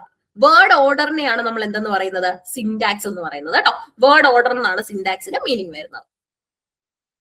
Semantics ഉണ്ട്. സെമാന്റിക് അല്ലെങ്കിൽ സെമാന്റിക്സ് സ്റ്റഡി ഓഫ് മീനിങ്സ് ആണ്. ഡീകൺസ്ട്രക്ഷൻ ഡെറിഡ കോൺസെപ്റ്റ് ആണ്. Phonetics very important. Phonetics, phonology and so on. ഇത് സിൻടാക്സ് ആണ്. 8ാമത്തെ ചോദ്യം കൂടെ പിടിച്ചോ. പെട്ടെന്ന് ഉത്തരം പറഞ്ഞു. 8ാമത്തെ ചോദ്യം. Derivation and compounding are terms related to vocab or vocabulary, grammar, morphology, phonology. ഡെറിവേഷനും കോമ്പൗണ്ടിങ്ങും ഒക്കെ പഴയ ഡിഗ്രി ക്ലാസ് മുറിയിലോട്ടൊന്ന് പോയേ. അവിടുത്തെ നമ്മുടെ ആ ഒരു ശ്യാമള, ഒരു പച്ച പുസ്തകം എന്നൊക്കെ നമ്മൾ വിളിക്കുന്ന ഒരു ശ്യാമള ടെക്സ്റ്റ് ബുക്ക് ഉണ്ട് നമുക്ക്. അതിനകത്ത് ഇതൊക്കെ കിടപ്പുണ്ട് ഭംഗിയായിട്ട്. ആ പുസ്തകം കയ്യിലുള്ളവർ കളയരുത്. HSST പരീക്ഷ വരെയെങ്കിലും അതിനെ ഒന്ന് സൂക്ഷിക്കുക. HSK നമ്മൾ പറഞ്ഞതാണ് ആ ബുക്ക് നമുക്ക് നല്ലൊരു ബുക്കാണ്. കാരണം കാര്യങ്ങൾ പഠിച്ചെടുക്കാനായിട്ട് വളരെ എളുപ്പത്തിലുള്ള ടേംസിൽ കാര്യങ്ങൾ മനസ്സിലാക്കാം. Morphology is the right answer കേട്ടോ. സ്റ്റഡി ഓഫ് വേർഡ് അല്ലെങ്കിൽ വേർഡ് യൂണിറ്റ് ആണല്ലോ മോർഫോളജി എന്ന് പറയുമ്പോൾ. സൗണ്ട് ആണെങ്കിൽ ഫോണോളജി. നമ്മൾ അതിനൊരു കോഡ് പറഞ്ഞിട്ടുണ്ട്. ഫോൺ ചെയ്യുമ്പോൾ സൗണ്ട് കേൾക്കും അല്ലെ? അപ്പൊ ഫോണോളജി ആണെങ്കിൽ സൗണ്ട് ആണ്. ഇനി മോർഫോളജിക്ക് M ആണ്. M തിരിച്ചിട്ടാ നമ്മുടെ ലെറ്റർ W ആ വരുന്നത്. അപ്പം ഒന്നെങ്കിൽ ആ കോഡ് ഓർത്താൽ മതി. മോർഫോളജി എന്ന് പറഞ്ഞാൽ വേർഡിനെ കുറിച്ചുള്ളതാണ് എന്നുള്ള ടേംസിൽ നിങ്ങൾക്ക് ഓർക്കാനായിട്ട് സാധിക്കും. ഓക്കെ, അപ്പൊ നമുക്ക് 2 ചോദ്യങ്ങളും കൂടെ ഉണ്ട്. ആ ചോദ്യങ്ങളും കൂടെ കഴിഞ്ഞ് കഴിഞ്ഞാൽ ഞാൻ ലീവ് ചെയ്യാം. നമുക്ക് വീണ്ടും കണ്ടിന്യൂവേഷൻ ഉണ്ട്. അപ്പൊ നെക്സ്റ്റ് സെക്ഷൻ നമ്മൾ തുടങ്ങുന്നതുമായിരിക്കും. The signifier and the signified are terms used in the linguistic theory of. Yes, എനിക്ക് തോന്നുന്നു കൂട്ടത്തിലെ ഏറ്റവും എളുപ്പം ചോദ്യം അല്ലേ? റിച്ചാർഡ്സൺ ഉണ്ട്, സെഷൂർ ഉണ്ട്, സ്വിസ് ലിംഗ്വിസ്റ്റ് ആണ്, സ്വിറ്റ്സർലാൻഡ് ബേസ്ഡ് ലിംഗ്വിസ്റ്റ് ആണ്. നമ്മുടെ എലിയറ്റ് ഉണ്ട്, റോളാൻഡ് ബാർട്സ് ഉണ്ട്, ഡെത്ത് ഓഫ് ദ ഓതറിനെ കുറിച്ചൊക്കെ എഴുതിയ ആളാണ്. Very good, very good. Right answer is Saussure. Sign, signifier, signified ഇതൊക്കെ സെഷൂറിന്റെയാണ് അല്ലെ? മെന്റലി ബേസ്ഡ്, വേർഡ് ഇമേജ് എന്നൊക്കെ നമ്മൾ പറയാറുണ്ട് ഇതിനെ. Last question from my part. Kentish, Mexican, Northumbrian etcetera are Middle English, Standard English or Old English, Modern English and also Old English. കെന്റിഷും മെക്സിക്കനും ഒക്കെ ഏത് കാറ്റഗറിയിൽ വരും? ഇറ്റ്സ് ഓൾഡ് ഇംഗ്ലീഷ് കേട്ടോ. ഓൾഡ് ഇംഗ്ലീഷ് കാറ്റഗറിയിലാണ് നമുക്ക് അതിനെ മനസ്സിലാക്കി എടുക്കാനായിട്ട് സാധിക്കുന്നത്. എങ്ങനെ ഉണ്ടായിരുന്നു അരമണിക്കൂർ? എങ്ങനെ ഉണ്ടായിരുന്നു? കുറച്ച് ചോദ്യങ്ങൾ കിട്ടിയോ? HSSTയെ കുറിച്ച് ഒരു ഐഡിയ കിട്ടിയോ? നല്ല ഇന്ററാക്ഷൻ ആയിരുന്നു. നിങ്ങളും മാക്സിമം സപ്പോർട്ട് ചെയ്തു. Thank you so much. Okay, എന്തായാലും നിങ്ങൾക്ക് ഒരു വാല്യുബിൾ ടൈം അല്ലെങ്കിൽ നിങ്ങൾക്ക് കുറച്ചൊക്കെ ഒരു ഇൻഫർമേഷൻ തരാൻ പറ്റിയെന്ന് വിശ്വസിക്കുന്നു. നിങ്ങളുടെ ഒരു സപ്പോർട്ടിൽ നിന്നും എനിക്ക് അതാണ് മനസ്സിലായത്.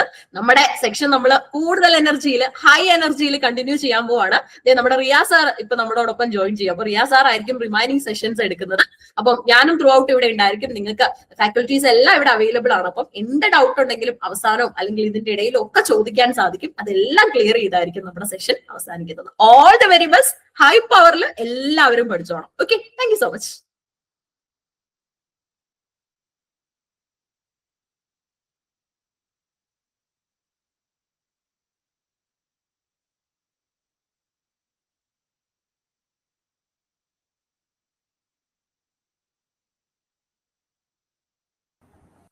Hello, good evening all. Good evening. Audible ആണെന്ന് കരുതുന്നു. സോ വളരെ പവർഫുൾ ആയിട്ടുള്ള ഒരു സെഷൻ കഴിഞ്ഞിട്ടുണ്ട് അല്ലെ. ശ്രീലക്ഷ്മി മിസ് വളരെ പവർഫുൾ ആയിട്ട് തന്നെ ആ ഒരു സെഷൻ കൈകാര്യം ചെയ്തിട്ടുണ്ട്. സോ നമ്മുടെ സിലബസിന്റെ പകുതി നമ്മൾ കണ്ടു. ഇനി ശേഷിക്കുന്ന പകുതിയാണ് ഞാൻ ഇവിടെ ഡിസ്കസ് ചെയ്യാൻ പോകുന്നത്. മിസ് അത്യാവശ്യം PYQs കാര്യങ്ങളൊക്കെ നിങ്ങൾക്ക് ഇൻട്രൊഡ്യൂസ് ചെയ്ത് തന്നിട്ടുണ്ട്. സോ ഞാൻ തൽക്കാലം PYQസിലേക്ക് പോകുന്നില്ല. നമ്മുടെ സിലബസും നമ്മൾ അറിഞ്ഞിരിക്കേണ്ട കുറച്ച് കാര്യങ്ങളുമാണ് നിങ്ങളോട് നമ്മൾ ഷെയർ ചെയ്യുന്നത്. സോ എല്ലാവരും റെഡിയല്ലേ? റെഡി ആണെങ്കിൽ ഒരു തംസപ്പ് തന്നോളൂ. റെഡിയല്ലേ? ഓക്കെ. സോ HSST സംബന്ധിച്ച് നമ്മൾ അറിഞ്ഞിരിക്കേണ്ട പ്രധാനപ്പെട്ട ഒരു കാര്യം, ഇത് HSST ആണ്. സ്കൂൾ ടീച്ചർ പോസ്റ്റുകളിലെ ഏറ്റവും ടോപ്പായിട്ട് വരുന്ന ഒരു പോസ്റ്റാണ് അല്ലെ, ഏറ്റവും ടോപ്പായിട്ട് വരുന്ന ഒരു പോസ്റ്റാണ്. മാത്രമല്ല വളരെ വലിയൊരു സാലറി പാക്കേജ്, വലിയ ഗ്രേഡ് ഒക്കെ ഉള്ള ഒരു എക്സാം. അപ്പൊ ആ ഒരു ഇമ്പോർട്ടൻസ് തന്നെ നമ്മൾ ഈ ഒരു എക്സാമിന് കൊടുക്കണം. നല്ല എഫേർട്ട് തന്നെ കൊടുക്കുക. ഒരു പക്ഷെ നിങ്ങൾ ഈ ഒരു എക്സാമിന് പ്രിപ്പയർ ചെയ്യുന്ന സമയത്ത് ഒരുപാട് നെഗറ്റീവ് ആയിട്ടുള്ള കമന്റ്സ് നിങ്ങൾ കേട്ടിട്ടുണ്ടാവും, ഉറപ്പായിട്ടും കേട്ടിട്ടുണ്ടാവും അല്ലെ. നെഗറ്റീവ് കമന്റ്സ് കേട്ടിട്ടില്ലാത്തവരൊന്ന് ലൈക്ക് ചെയ്തേ. ഞാൻ ഈ എക്സാം പ്രിപ്പയർ ചെയ്യുന്നത് കൊണ്ട് എനിക്ക് നെഗറ്റീവ് കമന്റ്സ് കിട്ടിയിട്ടില്ല എന്നുള്ള. ഉറപ്പായിട്ടും നെഗറ്റീവ് കമന്റ്സ് ആരെങ്കിലും ഒക്കെ പറഞ്ഞിട്ടുണ്ടാകും. അപ്പൊ എനിക്ക് നിങ്ങളോടായിട്ട് പറയാനുള്ളത്, ഏറ്റവും വലിയ ലക്ഷ്യങ്ങൾക്ക് നമ്മൾ പോകുമ്പോൾ ഒരുപാട് സാക്രിഫൈസ് നമ്മൾ ചെയ്യേണ്ടി വരും. ആരും ഒരു ലക്ഷ്യവും വളരെ എളുപ്പത്തിൽ നേടിയെടുത്തിട്ടില്ല എന്നുള്ളൊരു സംഗതി നമ്മൾ മനസ്സിലാക്കണം. അതാണ് എനിക്ക് നിങ്ങളോട് പറയാനുള്ളത്. ബാക്കി നമ്മൾ സിലബസ് ജസ്റ്റ് ഒന്ന് അനലൈസ് ചെയ്തിട്ട് ബാക്കി കാര്യങ്ങൾ നിങ്ങളോട് ഞാൻ പറയാം. അപ്പൊ നിങ്ങൾ 7 മൊഡ്യൂൾസിനെ കുറിച്ച് നിങ്ങൾ മനസ്സിലാക്കി അല്ലെ. 7 മൊഡ്യൂൾസ്. 8ാമത്തെ മൊഡ്യൂൾ, 7th മൊഡ്യൂൾ നമ്മൾ ഇന്ത്യൻ ഇംഗ്ലീഷ് ലിറ്ററേച്ചർ ആയിരുന്നു പഠിക്കാനുണ്ടായിരുന്നത്. 7ാമത്തെ മൊഡ്യൂളിൽ ഡീറ്റെയിൽഡ് സ്റ്റഡി. 8ാമത്തെ മൊഡ്യൂളിലും ഇന്ത്യൻ ഇംഗ്ലീഷ് ലിറ്ററേച്ചർ ആണ്. നമ്മുടെ സിലബസിൽ അവർ ഇന്ത്യൻ ഇംഗ്ലീഷ് ലിറ്ററേച്ചർ എന്നൊരു ടൈറ്റിൽ കൊടുത്തിട്ടില്ല എങ്കിലും ഇന്ത്യൻ ഇംഗ്ലീഷ് ലിറ്ററേച്ചർ ആണ്. ഈ 8 മൊഡ്യൂൾ കൂടി ചേർന്ന് ടോട്ടൽ 40 മാർക്കാണ് സിലബസിൽ പറയുന്നത്. 8 മൊഡ്യൂളിന് 40 മാർക്ക്. അപ്പൊ ഒരു മൊഡ്യൂളിന് എത്ര മാർക്ക് ആയിരിക്കും കിട്ടുക? ഒരു മൊഡ്യൂളിന് എത്ര മാർക്കായിരിക്കും കിട്ടുക? 8 മൊഡ്യൂളിന് 40 മാർക്ക്. അപ്പൊ ഒരു മൊഡ്യൂളിൽ നിന്നും 5 മാർക്കിന് ചോദ്യങ്ങൾ ഉണ്ടാകും എന്നാണ് കാൽക്കുലേഷൻ. അപ്പൊ ഇത് ഏകദേശം കാൽക്കുലേഷൻ ആണ്. നമുക്കറിയാം കേരള PSC ആണ്. അവർക്ക് തോന്നുന്നത് പോലെയൊക്കെ അവർ ചെയ്യും. നമ്മൾ നമ്മുടെ ഭാഗം സേഫ് ആക്കുക. അപ്പൊ ഒരു ആവറേജ് ഒരു ഏരിയയിൽ നിന്നും 5 മാർക്കിന് അഥവാ 5 ചോദ്യങ്ങൾ ഉണ്ടാകും. അത് എവിടെ നിന്നാണ് എന്ന് നമുക്ക് കൃത്യമായിട്ടും ധാരണ ഉണ്ടാവില്ല. അതുകൊണ്ട് എല്ലാം നമ്മൾ കൃത്യമായിട്ടും പഠിച്ചേ മതിയാവുള്ളൂ. ഇന്ത്യൻ ഇംഗ്ലീഷ് ലിറ്ററേച്ചറിന്റെ പ്രത്യേകത പലപ്പോഴും നമ്മൾ സ്കിപ്പ് ചെയ്ത് വിടുന്ന ഒരു ഏരിയ ആയിരിക്കും ഇന്ത്യൻ ഇംഗ്ലീഷ് ലിറ്ററേച്ചർ അല്ലെ. അപ്പൊ ഡീറ്റെയിൽഡ് സ്റ്റഡിയിലും നോൺ ഡീറ്റെയിൽഡ് സ്റ്റഡിയും തമ്മിലുള്ള വ്യത്യാസം നമുക്ക് അറിയുന്നതാണ്. നമ്മൾ UGക്കും PGക്കും ഒക്കെ കണ്ടതാണ്. ഡീറ്റെയിൽഡ് സ്റ്റഡി ആകുമ്പോൾ നമ്മൾ ഒരു വർക്ക് അതിന്റെ ഒറിജിനൽ ടെക്സ്റ്റ് പരമാവധി വായിച്ച് വരികൾക്കിടയിലുള്ള ആശയങ്ങളൊക്കെ കൃത്യമായിട്ട് മനസ്സിലാക്കിയായിരിക്കും നമ്മൾ ഡീറ്റെയിൽഡ് സ്റ്റഡി പഠിക്കുക. നോൺ ഡീറ്റെയിൽഡ് സ്റ്റഡി ആകുമ്പോൾ നമ്മൾ ഒറിജിനൽ ടെക്സ്റ്റ് ഒക്കെ കണ്ട് വായിച്ച് പഠിക്കാനുള്ള ആ ഒരു സാവകാശമൊന്നും നമുക്ക് ഉണ്ടാവില്ല. കാരണം നോൺ ഡീറ്റെയിൽഡ് സ്റ്റഡിയിൽ പലതും വലിയ വർക്ക്സ് ആയിരിക്കും. അപ്പൊ നമ്മൾ അതിന്റെ ഏകദേശ രൂപം, ഫ്രാൻസിസ് ബേക്കൺ പറഞ്ഞതുപോലെ ചില ടെക്സ്റ്റുകൾ നമ്മൾ ഡെപ്യൂട്ടിയുടെ സഹായത്തോടു കൂടിയാണ് വായിക്കേണ്ടി വരുന്നത് അല്ലെ. ഫ്രാൻസിസ് ബേക്കന്റെ ഓഫ് സ്റ്റഡീസിലൊക്കെ അദ്ദേഹം പറഞ്ഞൊരു വാക്കാണ് അല്ലെ, ചില പുസ്തകങ്ങൾ with the help of deputy എന്ന് പറഞ്ഞ് അദ്ദേഹം പറയുന്നുണ്ട്. അപ്പൊ അതുപോലെ വലിയ വർക്ക്സ് ഒക്കെ ഇപ്പൊ ബിവോൾഫിലേക്ക് വരുന്ന സമയത്ത് 3000+ ലൈൻസ് അവിടെയുണ്ട്. അത് ഓരോന്നും വായിച്ചു നോക്കുക ബുദ്ധിമുട്ടുള്ള കാര്യമാണ്. ജനറൽ പ്രൊലോഗ്, കാന്റംബറി ടൈൽസിന്റെ പ്രൊലോഗിലേക്ക് വരുന്ന സമയത്തും അവിടെയും 800+ ലൈൻസ് ഉണ്ട്. അത് ഓരോന്നും എടുത്ത് വായിക്കുക എന്ന് പറഞ്ഞാൽ നമ്മളെ സംബന്ധിച്ചിടത്തോളം പ്രാക്ടിക്കൽ ആയിട്ടുള്ള കാര്യമല്ല, അതിന്റെ ആവശ്യവും നമുക്കില്ല. അപ്പൊ നോൺ ഡീറ്റെയിൽഡ് സ്റ്റഡിയിലേക്ക് വരുന്ന സമയത്ത് അവിടുത്തെ ആകെ തുകയാണ് നിങ്ങൾ മനസ്സിലാക്കേണ്ടത്. നമ്മുടെ ക്ലാസ്സും അങ്ങനെ തന്നെയാണ് പോകുന്നത്. നമ്മൾ ക്ലാസ് സ്റ്റാർട്ട് ചെയ്തിട്ടുണ്ട്, ഇതിനകം തന്നെ ക്ലാസ് സ്റ്റാർട്ട് ചെയ്തിട്ടുണ്ട്. ശ്രീലക്ഷ്മി മിസ്സും ഞാനും ബാക്കി ഫാക്കൽറ്റീസ് ഒക്കെ ക്ലാസ് ഇതിനകം തന്നെ ചില മൊഡ്യൂൾസ് ഒക്കെ കംപ്ലീറ്റ് ചെയ്തിട്ടുണ്ട്. അപ്പോൾ നമ്മുടെ സിലബസിൽ പറയുന്നത് പോലെ ഡീറ്റെയിൽ ആയിട്ട് പഠിക്കേണ്ടത് നമ്മൾ ഡീറ്റെയിൽ ആയിട്ട് തന്നെ പഠിക്കുന്നുണ്ട്. വളരെ ഷോർട്ടാക്കി പഠിക്കേണ്ടത് അങ്ങനെ ഷോർട്ടാക്കി തന്നെ പഠിക്കുന്നുണ്ട്. വളരെ വൈഡ് ആയിട്ടുള്ള ഒരു സിലബസ് ആണ്. നെറ്റ് എക്സാമിനോട് സമാനമായിട്ടുള്ള ഒരു സിലബസ് ആണ്. നിങ്ങൾക്ക് HSST എക്സാം ഒക്കെ കഴിഞ്ഞിട്ട് വേണമെങ്കിൽ കുറച്ചുകൂടി റെഫർ ചെയ്ത് നെറ്റ് എക്സാം എഴുതി കഴിഞ്ഞാൽ നെറ്റ് എക്സാം ക്ലിയർ ചെയ്യാത്ത ആളുകൾക്ക് വളരെ എളുപ്പത്തിൽ എക്സാം ക്ലിയർ ചെയ്യാൻ പറ്റും. കുറച്ചുകൂടി അഡീഷണൽ കാര്യങ്ങൾ മനസ്സിലാക്കി വെച്ചിരുന്ന അത്രയ്ക്കും ഡീറ്റെയിൽഡ് ആയിട്ടുള്ള ഒരു സിലബസ് ആണ്. നമുക്ക് ഒരിക്കലും ഈ എക്സാമിന് നിങ്ങൾ സീരിയസ് ആയിട്ട് പഠിക്കുന്നത് കൊണ്ട് റിഗ്രറ്റ് ചെയ്യേണ്ടി വരില്ല. വളരെ ഭംഗിയായിട്ട് പഠിച്ചു കഴിഞ്ഞാൽ നിങ്ങൾക്ക് നിങ്ങളുടെ ജീവിതത്തിൽ അത് വളരെയധികം യൂസ്ഫുൾ ആയിരിക്കും എന്നാണ് എനിക്ക് നിങ്ങളോട് പറയാനുള്ളത്. സോ സിലബസിലേക്ക് വരാം. ഇവിടെയും ഇന്ത്യൻ ഇംഗ്ലീഷ് ലിറ്ററേച്ചറുമായിട്ട് ബന്ധപ്പെട്ട കുറച്ച് കാര്യങ്ങളാണ് നമുക്കുള്ളത്.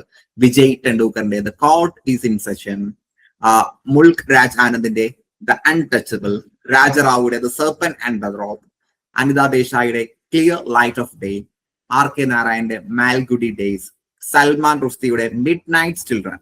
ഈ പുസ്തകത്തിൽ നിന്നൊക്കെ ഉറപ്പായിട്ടും നമുക്ക് ക്വസ്റ്റ്യൻ ഉണ്ടാകും കേട്ടോ. മിഡ് നൈറ്റ് ചിൽഡ്രനിലൊക്കെ ഉറപ്പായിട്ടും നമുക്ക് ക്വസ്റ്റ്യൻ ഉണ്ടാകും. ദെൻ അരുന്ധതി റോയുടെ ഗോഡ് ഓഫ് സ്മോൾ തിങ്സ്, ഈ ഒരു നോവല് നമ്മൾ HSIക്ക് പഠിച്ചു വെച്ചിട്ടുള്ളതായിരിക്കും അല്ലെ. HSIക്ക് നമുക്ക് പഠിക്കാനുണ്ടായിരുന്ന 10-15 ടോപ്പിക്സ് ഇവിടെയും വരുന്നുണ്ട്. അപ്പൊ HSIക്ക് പ്രിപ്പയർ ചെയ്ത ആളുകൾക്ക് അതൊരു പ്ലസ് ആണ് കേട്ടോ. ദെൻ അരവിന്ദ അരികയുടെ the white tiger, then AK രാമാനുജന്റെ is there an Indian way of thinking and informal essay. നേരത്തെ ശ്രീലക്ഷ്മി മിസ് പറഞ്ഞിരുന്നു AK രാമാനുജന്റെ റിവറും സ്ട്രൈഡറും ഒക്കെ പറഞ്ഞ സമയത്ത് ഈ ഒരു എസ്സേയെ കുറിച്ച് പറഞ്ഞിട്ടുണ്ടായിരുന്നു. അപ്പൊ AK രാമാനുജനെ കുറിച്ച് പഠിക്കുമ്പോൾ നമ്മൾ ഒരു കാര്യം കൂടി മനസ്സിലാക്കാം. ഇവിടെ ഒരു സൈഡിൽ നിങ്ങൾക്ക് നോക്കുമ്പോൾ റൈറ്റേഴ്സിന്റെ പേരും മറു സൈഡിൽ അവർ എഴുതിയിട്ടുള്ള വർക്ക്സിന്റെ പേരും കൊടുത്തിട്ടുണ്ട്. പല ആളുകളും വർക്ക്സ് മാത്രം ചിലപ്പോൾ ഫോക്കസ് ചെയ്യാറുണ്ട്. നമ്മൾ വർക്ക്സ് മാത്രമല്ല ഫോക്കസ് ചെയ്യേണ്ടത്, എന്തുകൂടി നോക്കണം, ആ എഴുത്തുകാരനെ കൂടി നോക്കണം. AK രാമാനുജന്റെ പ്രൊഫൈലിൽ നിന്നുള്ള ചോദ്യമായിരുന്നു കഴിഞ്ഞ വർഷം ചോദിച്ചിട്ടുണ്ടായിരുന്നു.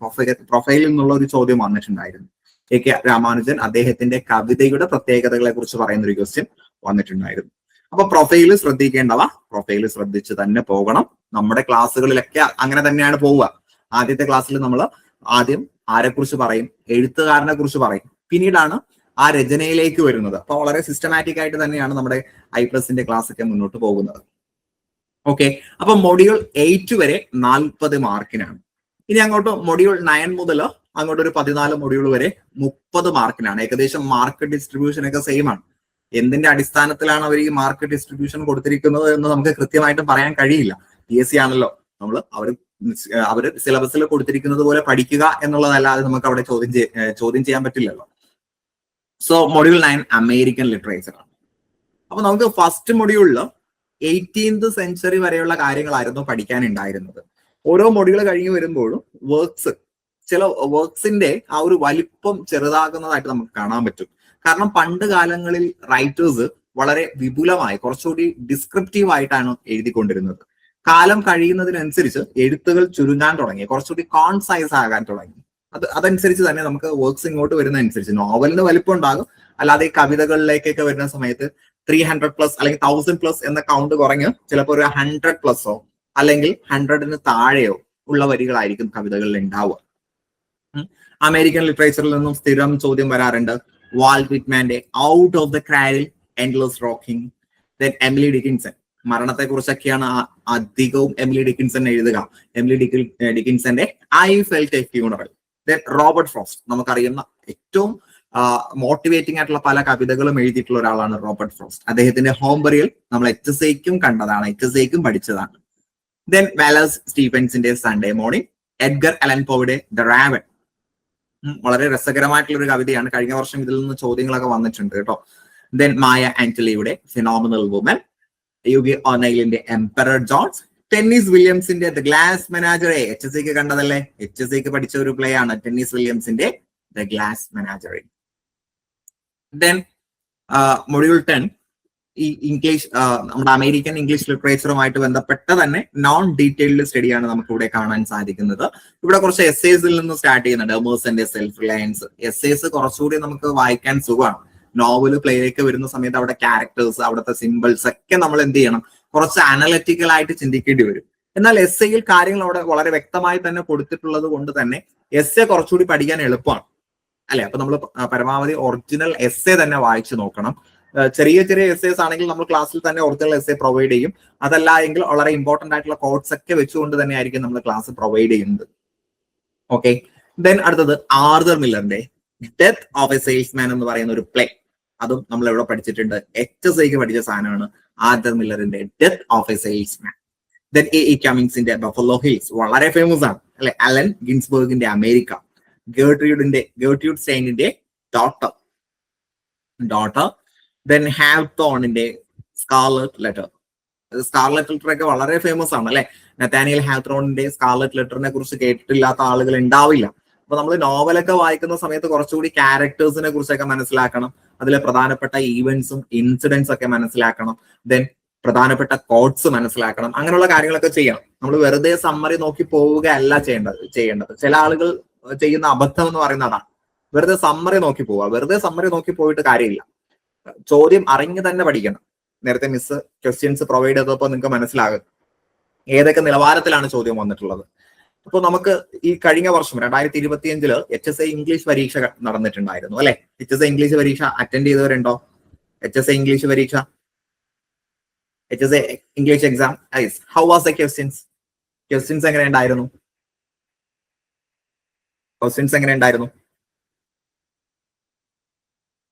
എങ്ങനെ ഉണ്ടായിരുന്നു ക്വസ്റ്റ്യൻസ്? എത്ര റേറ്റിംഗ് കൊടുക്കും നിങ്ങൾ ക്വസ്റ്റ്യൻസിന്? 1 2 3 4 5 എത്ര റേറ്റിംഗ് കൊടുക്കാം?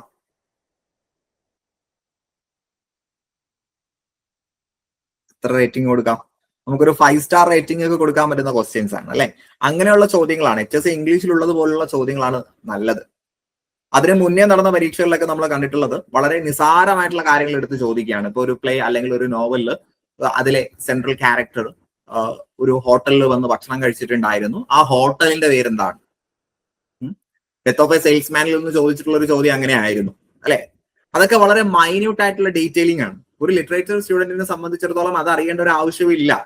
അവർ വന്ന് കഴിച്ച ഹോട്ടലിന്റെ പേരെന്തായിരുന്നു, അവിടെ ലൈറ്റ് ചെയ്തിട്ടുള്ള ലൈറ്റിന്റെ കളർ എന്തായിരുന്നു, പെറ്റ് ആനിമലിന്റെ പേരെന്തായിരുന്നു, അങ്ങനെയൊക്കെ നെറ്റ് എക്സാമിനൊക്കെ പണ്ടൊക്കെ ചോദ്യങ്ങൾ വന്നിട്ടുണ്ട്. അതൊക്കെ വളരെ മൈന്യൂട്ട് ഡീറ്റെയിലിംഗ് ആണ്. അത് നമ്മൾ ചെറിയ കുട്ടികളോട് അവർ ശ്രദ്ധിച്ച് വായിക്കുന്നുണ്ടോ എന്ന് അറിയാൻ വേണ്ടി ചോദിക്കുന്ന തരത്തിലുള്ള ചോദ്യങ്ങളാണ് എന്നാണ് എന്റെ അഭിപ്രായം. എന്നാൽ നമ്മുടെ 2025 HSIയിലെ ക്വസ്റ്റ്യങ്ങൾ വളരെയധികം അനലിറ്റിക്കൽ ക്വസ്റ്റ്യൻസ് ആയിരുന്നു അല്ലെ. നമ്മുടെ അനലിറ്റിക്കൽ സ്കില്ല് തെളിയിക്കുന്ന, അത് പ്രൂവ് ചെയ്യുന്ന തരത്തിലുള്ള ക്വസ്റ്റ്യൻസ് ആണ് അല്ലെ. നിങ്ങൾക്ക് അങ്ങനെ തോന്നിയില്ലേ? നല്ല ക്വസ്റ്റ്യൻസ് ആണ്. അങ്ങനെയാണ് ഒരു ലിറ്ററേച്ചർ സ്റ്റുഡന്റിനോട് ചോദിക്കേണ്ട ചോദ്യം അല്ലെ. നിങ്ങൾക്കും അത് തന്നെയാണോ അഭിപ്രായം? അതോ എതിരഭിപ്രായം ഉണ്ടോ? വെറുതെ കുറച്ച് മൈന്യൂട്ട് ഡീറ്റെയിൽസ് ഒക്കെ അറിഞ്ഞു വെക്കുന്നത് കൊണ്ട് ഒരു ലിറ്ററേച്ചർ സ്റ്റുഡന്റ് എന്ന നിലയിൽ നമുക്ക് വലിയ കാര്യമൊന്നുമില്ല. അപ്പൊ നമുക്ക് ഇനി വരുന്ന HSST പരീക്ഷയിലും ആ ഒരു നിലവാരം എക്സ്പെക്ട് ചെയ്യാവുന്നതാണ്. അപ്പൊ നമ്മൾ എന്ത് ചെയ്യണം? കുറച്ചുകൂടി അനലിറ്റിക്കലി തിങ്ക് ചെയ്യണം. അപ്പൊ നമ്മുടെ ക്ലാസ്സുകളിലൊക്കെ അത്തരം അനലിറ്റിക്കൽ തിങ്കിങ് കൂടി പ്രൊമോട്ട് ചെയ്യുന്ന തരത്തിലുള്ള ക്ലാസ്സുകൾ നിങ്ങൾക്ക് ഉണ്ടാകും. നമ്മൾ ക്ലാസ്സിന്റെ ഒരു സമ്മറിയൊക്കെ നിങ്ങൾക്ക് തന്നതിന് ശേഷം പിന്നെ തരുന്ന ഒരു ക്ലാസ് അതിന്റെ ഒരു അനാലിസിസ് ആയിരിക്കും. അപ്പൊ ഏതൊക്കെ രീതിയിൽ നമുക്ക് ഇവിടെ ഇന്റർപ്രിട്ടേഷൻസ് കൊടുക്കാം എന്നുള്ളത് കൂടി നമ്മൾ മനസ്സിലാക്കേണ്ടത് വളരെ ഇമ്പോർട്ടന്റ് ആണ്. ദെൻ ഹെർമൻ മെൽവില്ലയുടെ മൊബി-ഡിക്കും, ദെൻ ഏർണസ്റ്റ് ഹെമിംഗ്വേയുടെ the old man and the sea. ഈ രണ്ട് നോവലും എനിക്ക് വായിക്കുമ്പോൾ ഒരേപോലെ ഫീൽ ചെയ്യുക. നിങ്ങൾക്ക് അങ്ങനെ ഒരേപോലെ ഫീൽ ചെയ്യാറുണ്ടോ? മൊബി-ഡിക്കും the old man and the സീയും ഏകദേശം അതിന്റെ ഒരു സെറ്റിങ്സും ഒക്കെ സെയിം ആണ് അല്ലെ. അത് വായിക്കുമ്പോൾ ഏകദേശം ഒരു സെയിം പ്രതീതിയാണ് നമുക്ക് ഫീൽ ചെയ്യുന്നത്. വളരെ വളരെ മോട്ടിവേറ്റിംഗ് ആയിട്ടുള്ള രണ്ട് നോവൽസ് ആണ്. ദെൻ ഈ അവസാനം പറഞ്ഞിരിക്കുന്ന the old man and the സീയും ബ്ലൂ സ്റ്റായും നമുക്ക് HSIക്ക് പഠിക്കാനുണ്ടായിരുന്നു. ഞാൻ അത് എടുത്ത് പറയുന്നത് നിങ്ങൾ ഇതിനകം അത് പഠിച്ച ടോപ്പിക് ആയിരിക്കും. നമ്മളത് ക്ലാസ് നമ്മൾ പ്രൊവൈഡ് ചെയ്യും കേട്ടോ. HSSTയുടെ ആ ക്ലാസ് തന്നെ നമ്മൾ HSIക്ക് ചെയ്ത് വെച്ച ക്ലാസ് അല്ല നിങ്ങൾക്ക് പ്രൊവൈഡ് ചെയ്യുന്നത്. HSSTക്ക് ചെയ്ത് പുതുതായിട്ട് എടുത്തിട്ടുള്ള ക്ലാസ് തന്നെയാണ് നിങ്ങൾക്ക് പ്രൊവൈഡ് ചെയ്യുന്നത്. അപ്പൊ നിങ്ങളത് ഇതിനകം പഠിച്ചത് കൊണ്ട് കുറച്ചുകൂടി എളുപ്പമായിരിക്കും എന്ന് സൂചിപ്പിക്കാൻ വേണ്ടിയാണ് ഞാൻ അത് എടുത്തെടുത്ത് പറയുന്നത്. ഇതാണ് അമേരിക്കൻ ലിറ്ററേച്ചറിൽ നമുക്ക് കാണാൻ കഴിയുന്നത്. ഇനിയാണ് നമ്മുടെ പ്രധാനപ്പെട്ട ഹീറോസ് വരുന്നത് അല്ലെ. നമ്മൾ ഇതുവരെ കണ്ടത് ലിറ്ററേച്ചർ ഭാഗമാണ്. ഇനിയാണ് യഥാർത്ഥ ഹീറോയുടെ വരവ്. Structure of English language and linguistics. പലപ്പോഴും പല ഉദ്യോഗാർത്ഥികളും കുറച്ച് പേടിയോടെ കാണുന്ന ഒരു ഏരിയയാണ് structure of English language and linguistics, അല്ലെങ്കിൽ history of English language and linguistics എന്ന് പറയുന്ന ഏരിയ. അപ്പൊ നിങ്ങൾ മനസ്സിലാക്കേണ്ട ഒരു കാര്യം, നമ്മൾ ഒരു കാരണവശാലും ഇത് പേടിക്കേണ്ട കാര്യമില്ല. ഇതിൽ ഒരുപക്ഷെ ഫോണറ്റിക്സ് ട്രാൻസ്ക്രിപ്ഷൻ നമുക്ക് കുറച്ച് ബുദ്ധിമുട്ടായിരിക്കും. അത് നിങ്ങൾക്ക് മാത്രമല്ല, എല്ലാവർക്കും ഈ ഒരു ട്രാൻസ്ക്രിപ്ഷൻ കുറച്ച് ബുദ്ധിമുട്ടാണ്. അത് പ്രാക്ടീസ് ചെയ്ത് ലെവലാക്കാനേ പറ്റുള്ളൂ. നമുക്ക് വളരെ ഫെമിലിയർ ആയിട്ടുള്ള ഒരു വേർഡ് ചോദിച്ചാൽ നമുക്ക് ചിലപ്പോൾ പെട്ടെന്ന് അത് ട്രാൻസ്ക്രൈബ് ചെയ്യാൻ പറ്റും. എന്നാൽ കുറച്ച് കോംപ്ലിക്കേറ്റഡ് ആയിട്ട് ചോദിച്ചാൽ പെട്ടെന്ന് നമുക്ക് അത് ട്രാൻസ്ക്രൈബ് ചെയ്യാൻ പറ്റില്ല. അപ്പൊ നമുക്ക് ഫോണറ്റിക് ട്രാൻസ്ക്രിപ്ഷനുമായിട്ട് ബന്ധപ്പെട്ട് മാക്സിമം ഒരു ചോദ്യമായിരിക്കും വരിക. അപ്പൊ അത് നിങ്ങൾ കൃത്യമായിട്ടും പ്രാക്ടീസ് ചെയ്താൽ നിങ്ങൾക്ക് അത് അറ്റൻഡ് ചെയ്യാൻ പറ്റും. അപ്പൊ അവിടെ നിങ്ങൾ എന്ത് ചെയ്യണ്ട, ടെൻഷൻ അടിക്കേണ്ട, വളരെ വളരെ മനസാന്നിധ്യത്തോടുകൂടി പഠിക്കുക, അല്ലെ? ഞാൻ എപ്പോഴും പല ക്ലാസ്സുകളിലായിട്ട് പറയാറുള്ളതാണ്, ഞാൻ റെക്കോർഡ് ക്ലാസ്സിൽ അങ്ങനെ അധികം കാര്യങ്ങൾ പറയാറില്ല, ലൈവ് ക്ലാസ്സുകളിൽ പറയാറുള്ളതാണ്, ആൻസൈറ്റി വന്നു കഴിഞ്ഞാൽ നമുക്ക് കൃത്യമായിട്ടും പഠിക്കാൻ പറ്റില്ല. അപ്പൊ ആൻസൈറ്റി വരാതെ ഒരു ഒപ്റ്റിമിസ്റ്റിക് വ്യൂയോട് കൂടിയാണ് പഠിക്കേണ്ടത്. അപ്പൊ ഇവിടെ നമുക്ക് ഹിസ്റ്ററി ഓഫ് ഇംഗ്ലീഷ് ലാംഗ്വേജിൽ നമ്മൾ HSCക്ക് പഠിച്ചു വെച്ച, ഡിഗ്രിക്കും PGക്കും ഒക്കെ പഠിച്ചു വെച്ച സെയിം കാര്യങ്ങൾ തന്നെയാണ്. നേരത്തെ ക്വസ്റ്റ്യനിൽ കണ്ടതുപോലെ ഓൾഡ് ഇംഗ്ലീഷ് ലാംഗ്വേജിൽ ഏതൊക്കെ വരുന്നുണ്ട്, ദെൻ ഇംഗ്ലീഷ് ഏത് ഫാമിലിയിൽ വരുന്നതാണ് എന്നൊക്കെ തരത്തിലുള്ള ചോദ്യങ്ങളാണ് ഇവിടെ കൂടുതലായിട്ട് ഉണ്ടാവുക. അപ്പൊ Indo European family of languages, old English, middle English, modern English, അങ്ങനെ തുടങ്ങിയ കാര്യങ്ങൾ വളരെ സിമ്പിൾ ആയിട്ടുള്ള ഒരു ഏരിയ ആണ്. പിന്നെ നിങ്ങൾ പേടിക്കുന്ന ഒരു ഏരിയ ഇതായിരിക്കും, phonetics, phonology, general phonetics, phonetic transcription, stress intonation. ഈ ഒരു ഏരിയ ആണ് നമ്മൾക്ക് കുറച്ചൊന്ന് നമ്മൾ പേടിക്കുന്ന ഏരിയ. സാരമില്ല, കൃത്യമായിട്ട് നിങ്ങൾക്ക് ക്ലാസ്സിലൂടെ കാര്യങ്ങൾ ക്ലിയർ ആകുന്നതാണ്. സ്കിപ്പ് ചെയ്യരുത്, സ്കിപ്പ് ചെയ്ത് പഠിക്കരുത്. ദെൻ പിന്നെ മോർഫോളജി എന്നുള്ള ചോദ്യങ്ങളൊക്കെ നേരത്തെ മിസ് കാണിച്ചു തന്നതാണ്, അല്ലെ? Morphology, traditional grammar, modern grammar, form class words, function class words, fallacies, social structuralism, ഇതൊക്കെ നമ്മൾ ലിറ്റററി ക്രിറ്റിസിസം പഠിക്കുമ്പോൾ അവിടെയും ഈ സെയിം സാധനം തന്നെ വരും. പിന്നെ syntax, PS grammar, TG grammar, deep structure, surface structure, ടോംസ്കീപ്സ്, trace theory, case grammar, systematic stratification and tagmemics, semantics, അങ്ങനെ കുറച്ച് കാര്യങ്ങൾ. ഇത്തരം ടോപ്പിക്സിന്റെ പ്രത്യേകത, നമ്മൾ വൺസ് ഇത് നന്നായിട്ട് പഠിച്ച് സെറ്റാക്കി വെച്ച് കഴിഞ്ഞാൽ നമ്മുടെ മാർക്ക് കൈവിട്ട് പോകില്ല. ലിറ്ററേച്ചറിൽ എന്തും ചോദിക്കാം, എവിടെ നിന്നും എന്തും ചോദിക്കാം. എന്നാൽ ഈ ലിംഗ്വിസ്റ്റിക്സിന്റെ പ്രത്യേകത, അതൊക്കെ റൂൾസ് ആണ്, സെറ്റ് ഓഫ് റൂൾസ് ആണ്.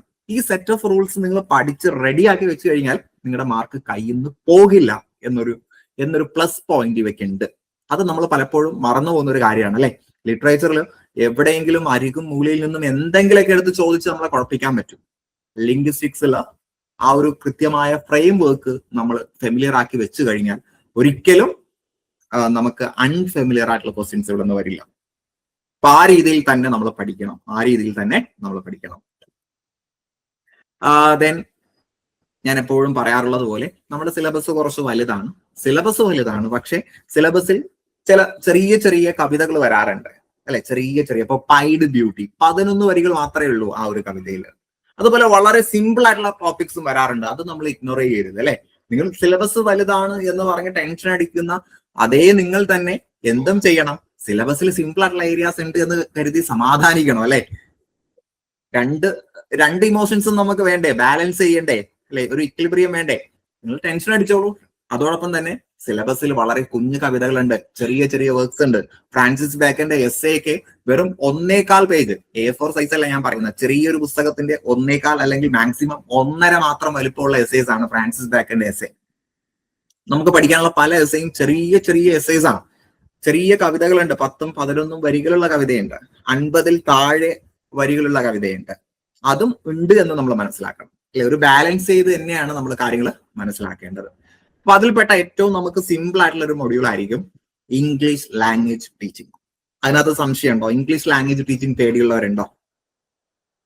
ഈ ഇംഗ്ലീഷ് ലാംഗ്വേജ് ടീച്ചിങ്ങിന്റെ പ്രത്യേകത, ഒരു പക്ഷെ തിയറീസ് നമ്മൾ മറന്നിട്ടുണ്ടെങ്കിലും ഇതിന്റെ പ്രാക്ടിക്കൽ വശങ്ങൾ നമുക്കറിയാം. ഒരു ടീച്ചർ എന്ന നിലയിൽ ഇതിന്റെ പ്രാക്ടിക്കൽ വശങ്ങൾ നമുക്കറിയാവുന്നത് കൊണ്ട് തന്നെ കുറച്ച് കോമൺ സെൻസ് ഉപയോഗിച്ച് നമുക്ക് ആൻസേഴ്സിൽ എത്താൻ പറ്റും, എളുപ്പത്തിൽ പഠിക്കാൻ പറ്റും, മാർക്ക് കൈവിട്ട് പോകാതെ പഠിച്ചു വെക്കാൻ പറ്റുന്ന ഒരു ഏരിയ ആണ് ഈ മൊഡ്യൂൾ 12.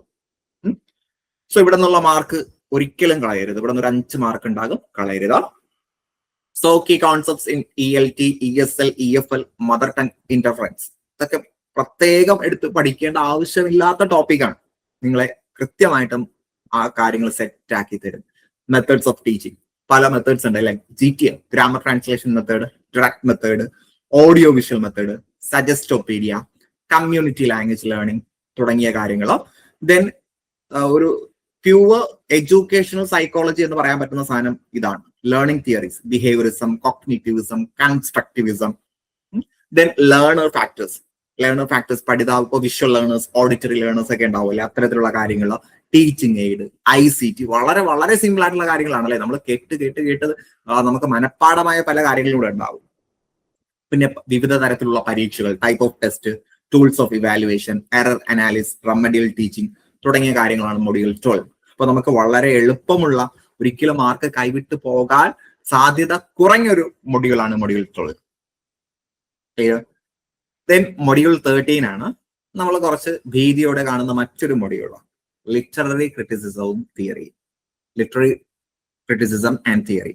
അപ്പൊ ഇവിടെയൊക്കെ നമ്മൾ ആ ഒരു തിയറീസ് ഒക്കെ മനസ്സിലാക്കി കൃത്യമായിട്ടും പഠിച്ചു കഴിഞ്ഞാൽ നമുക്ക് സെറ്റാവും. നമ്മൾ പേടിയോടുകൂടി ഇത് ലിറ്റററി ക്രിറ്റിസിസം ആണ്, തിയറിയാണ്, ഇവിടെ നിന്ന് മാർക്ക് കിട്ടോ എന്ന ടെൻഷനോട് കൂടിയല്ല നിങ്ങൾ പഠിക്കേണ്ടത്, ക്ലാസ് കാണേണ്ടത്, അല്ലെങ്കിൽ നോട്ട്സ് വായിക്കേണ്ടത്. നേരെ മറിച്ച് ഇത് ഞാൻ സെറ്റ് ആക്കും അല്ലെ. ലിറ്റററി ക്രിറ്റിസിസം, തിയറി എന്ന് പറയുമ്പോൾ ഒരു ലിറ്റററി ടെക്സ്റ്റിനെ എങ്ങനെ വായിക്കാം എന്നുള്ളതാണ് അവിടെ പറയുന്നത് അല്ലെ. ഇപ്പൊ TS Eliot വന്നിട്ട് പറയും, നമ്മളൊരു ടെക്സ്റ്റ് വായിക്കുമ്പോൾ ട്രഡീഷനെ കൂടി നോക്കണം, പാരമ്പര്യത്തെ കൂടി നോക്കണം, പാസ്റ്റിനെ കൂടി നോക്കണം, പാസ്റ്റും പ്രസന്റും സെയിം ആണ്, ഇന്റർ കണക്റ്റഡ് ആണെന്ന് TS Eliot പറയും. എന്നാൽ മറ്റു ചില ന്യൂ ക്രിറ്റിസിസത്തിന്റെ വക്താക്കളൊക്കെ വന്ന് പറയും അങ്ങനെയല്ല നമ്മൾ വായിക്കേണ്ടത്, ക്ലോസ് ടെക്സ്റ്റ് ആണ് വേണ്ടത്, ടെക്സ്റ്റ് വായിക്കുമ്പോൾ അതിനകത്ത് എന്താണോ പറഞ്ഞിട്ടുള്ളത് അതാണ് നമ്മൾ ഫോക്കസ് ചെയ്യേണ്ടത്. ഇങ്ങനെ കുറച്ച് തിയറീസ് ആണ്. അപ്പൊ ഇതൊക്കെ വളരെ കൃത്യമായിട്ട് മനസ്സിലാക്കി കോമൺ ലൈഫിലെ എക്സാമ്പിൾസ് ഒക്കെ ചേർത്ത് വെച്ച് പഠിച്ചു കഴിഞ്ഞാലോ സെറ്റ് ആവും. അങ്ങനെ തന്നെ നമ്മൾ പഠിക്കണം കേട്ടോ. ദെൻ അരിസ്റ്റോട്ടലിന്റെ പൊയറ്റിക്സ് നമുക്ക് പഠിക്കാനുണ്ടോ? അത് ഏറ്റവും ക്ലാസിക്കൽ ആയിട്ടുള്ള ഒരു ലിറ്റററി വർക്കാണ്, ക്രിറ്റിസിസവുമായിട്ട് ബന്ധപ്പെട്ട വർക്കാണ്, HSCക്ക് ഉള്ളതായിരുന്നു. ദെൻ ഫിലിപ്പ് സിഡ്നിയുടെ ആൻ അപ്പോളജി ഫോർ പോയട്രി. ഇത് നമ്മുടെ സ്റ്റീഫൻ ഗോസനുമായിട്ട് ബന്ധപ്പെട്ട കുറച്ച് ആർഗ്യുമെന്റ്സ് നടക്കുന്നുണ്ട്. അപ്പൊ ആ ആർഗ്യുമെന്റും അതിന്റെ റിപ്ലൈ നോക്കിയാൽ തന്നെ നമുക്കത് സെറ്റാണ്. ദെൻ സാമുവൽ കോൾറിഡ്ജിന്റെ ബയോഗ്രഫിയ ലിറ്റററിയ ചാപ്റ്റർ 14 HSCക്ക് ഉണ്ടായിരുന്നു.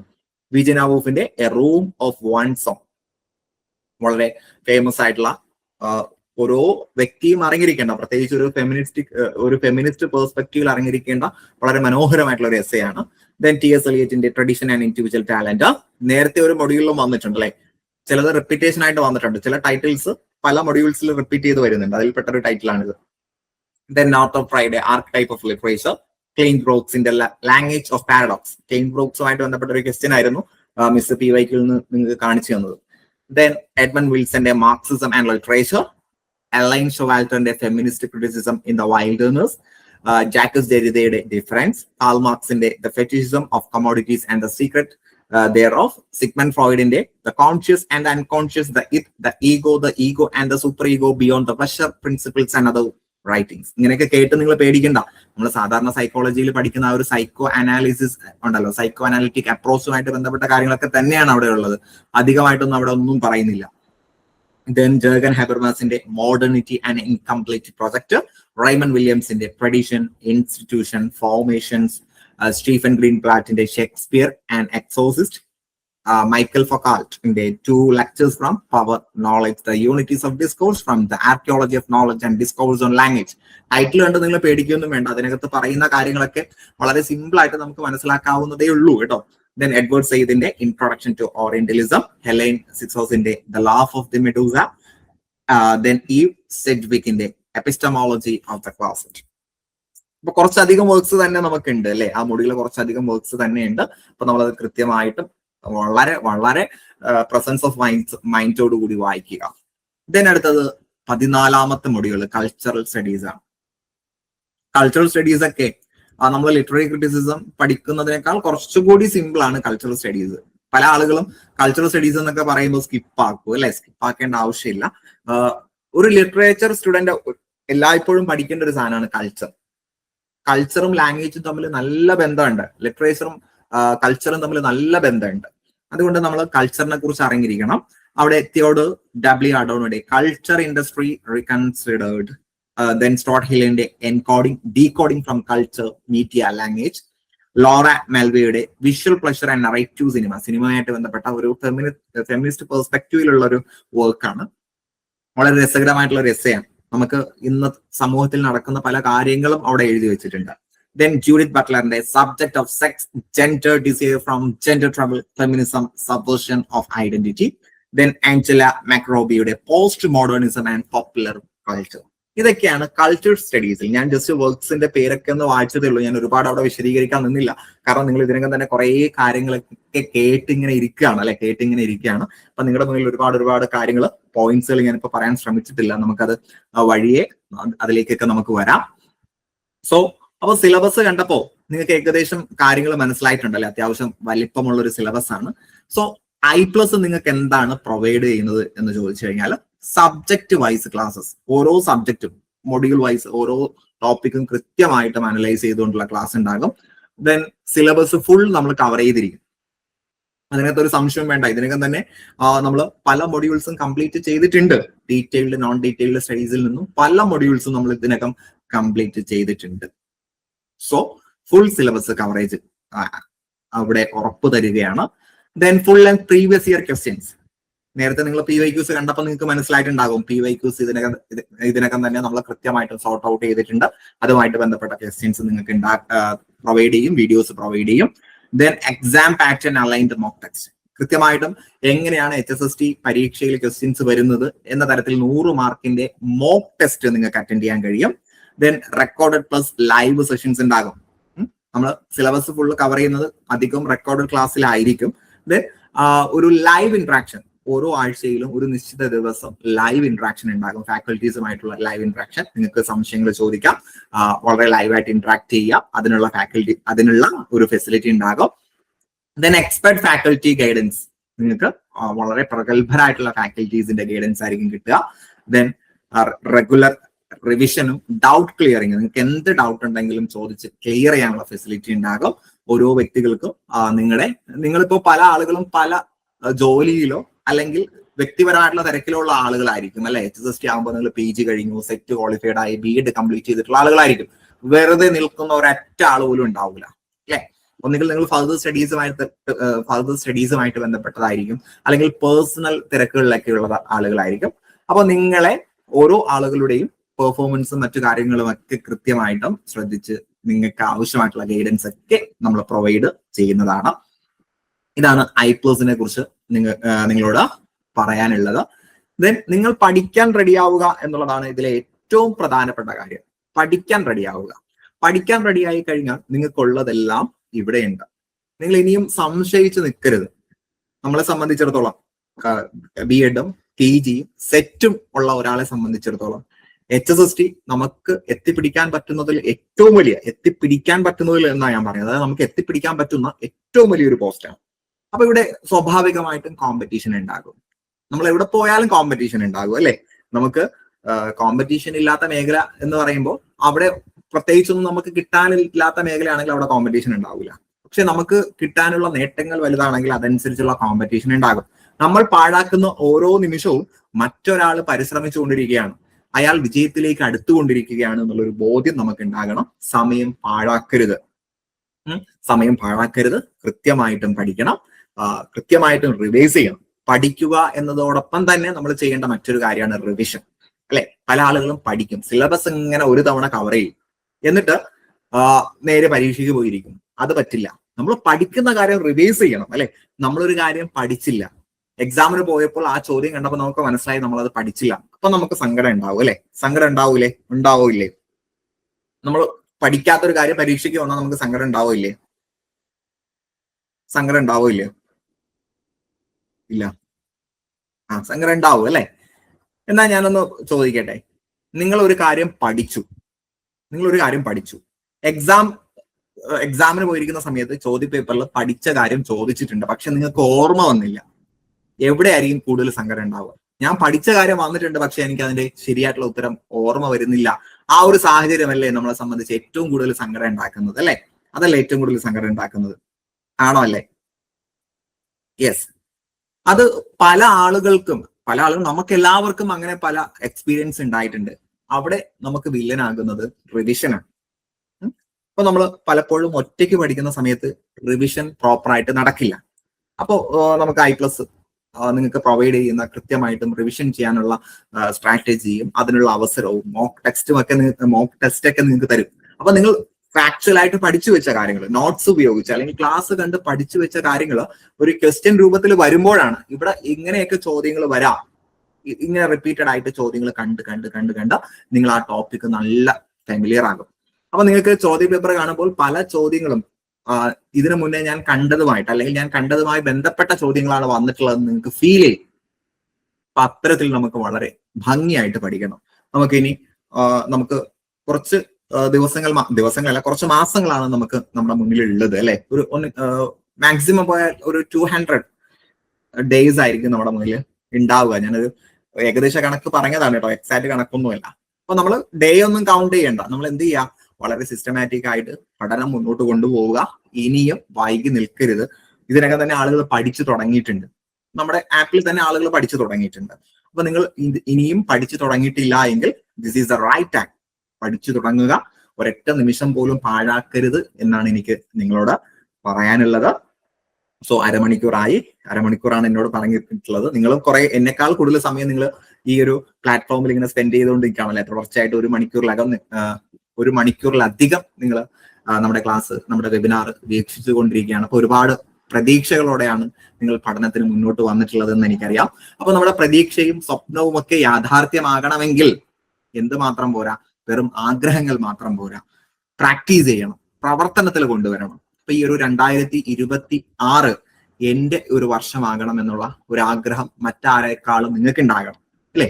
ഒരു ജോലി സ്വന്തമാക്കുക എന്നുള്ളത് നമ്മുടെ ഓരോ ആളുകളുടെയും ആവശ്യമാണ്. നമ്മൾ കരുതുന്നത് എനിക്ക് നല്ല ജോലി കിട്ടി കഴിഞ്ഞാൽ എന്റെ ഫാമിലിക്ക് നല്ല അസറ്റ് ആയിരിക്കും, ഫാമിലിക്ക് ഗുണം ഉണ്ടാകും എന്നൊക്കെ നമ്മൾ കരുതും. അത് യാഥാർത്ഥ്യമാണ്. പക്ഷെ ഒരു ജോലി കൊണ്ട് ഏറ്റവും വലിയ ഗുണം ഉണ്ടാകുന്നത് നമുക്കാണ്. അതിന്റെ ഏറ്റവും ആദ്യത്തെ ഒരു ബെനിഫിഷ്യർ എന്ന് പറയുന്നത് നമ്മളാണ് അല്ലെ. നമുക്ക് ഇതുവരെ ഉണ്ടായിരുന്ന ആ ഒരു സ്റ്റാറ്റസിൽ നിന്നും മാറി കുറച്ചുകൂടി സ്റ്റാറ്റസ് നമുക്ക് ഉയരും.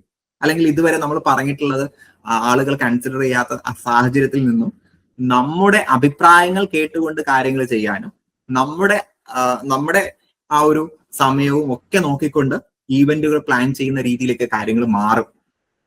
ഇപ്പൊ എന്ത് തന്നെയായിരുന്നാലും ജോബ് സെക്യൂരിറ്റി വളരെ വലിയൊരു കാര്യമാണ്. ദെൻ സോഷ്യൽ സ്റ്റാറ്റസ് ഒക്കെ നമുക്ക് ഇഗ്നോർ ചെയ്യാൻ പറ്റാത്തൊരു സാധനമാണ് അല്ലെ. അതൊക്കെ നമ്മളെ തേടി വരും. നിങ്ങൾ ചെയ്യേണ്ടത്, നമ്മുടെ അസറ്റ് എന്ന് പറയുന്നത് നമ്മുടെ നോളജാണ്. നമ്മുടെ നോളജ് നന്നായിട്ട് യൂസ് ചെയ്ത് വിജയത്തിലേക്ക് കയറി വരണം എന്നാണ് എനിക്ക് നിങ്ങളോട് പറയാനുള്ളത്. ഞാൻ കൂടുതൽ പറഞ്ഞ് ദീർഘിപ്പിക്കുന്നില്ല. ഇനിയും നിങ്ങളോട് സംസാരിക്കാൻ ആളുകൾ ഉണ്ടാകും. സോ ഞാൻ തൽക്കാലം കൺക്ലൂഡ് ചെയ്യുകയാണ്. അപ്പൊ നിങ്ങളുടെ മനസ്സിൽ ഈ ഒരു എക്സാമുമായിട്ട് ബന്ധപ്പെട്ട് എന്തെങ്കിലും പേടിയോ ആശങ്കയൊക്കെ ഉണ്ടെങ്കിൽ അത് മാറ്റിവെക്കാൻ ചെറിയൊരു ഊർജ്ജം നിങ്ങൾക്ക് നൽകാൻ കഴിഞ്ഞു എന്നാണ് ഞാൻ കരുതുന്നത്. സോ തൽക്കാലം ഞാൻ വൈൻഡപ്പ് ചെയ്യുന്നു. എല്ലാവർക്കും എല്ലാവിധ വിജയാശംസകളും നേർന്നുകൊണ്ട് നിർത്തുന്നു. Wish you good luck and good bye.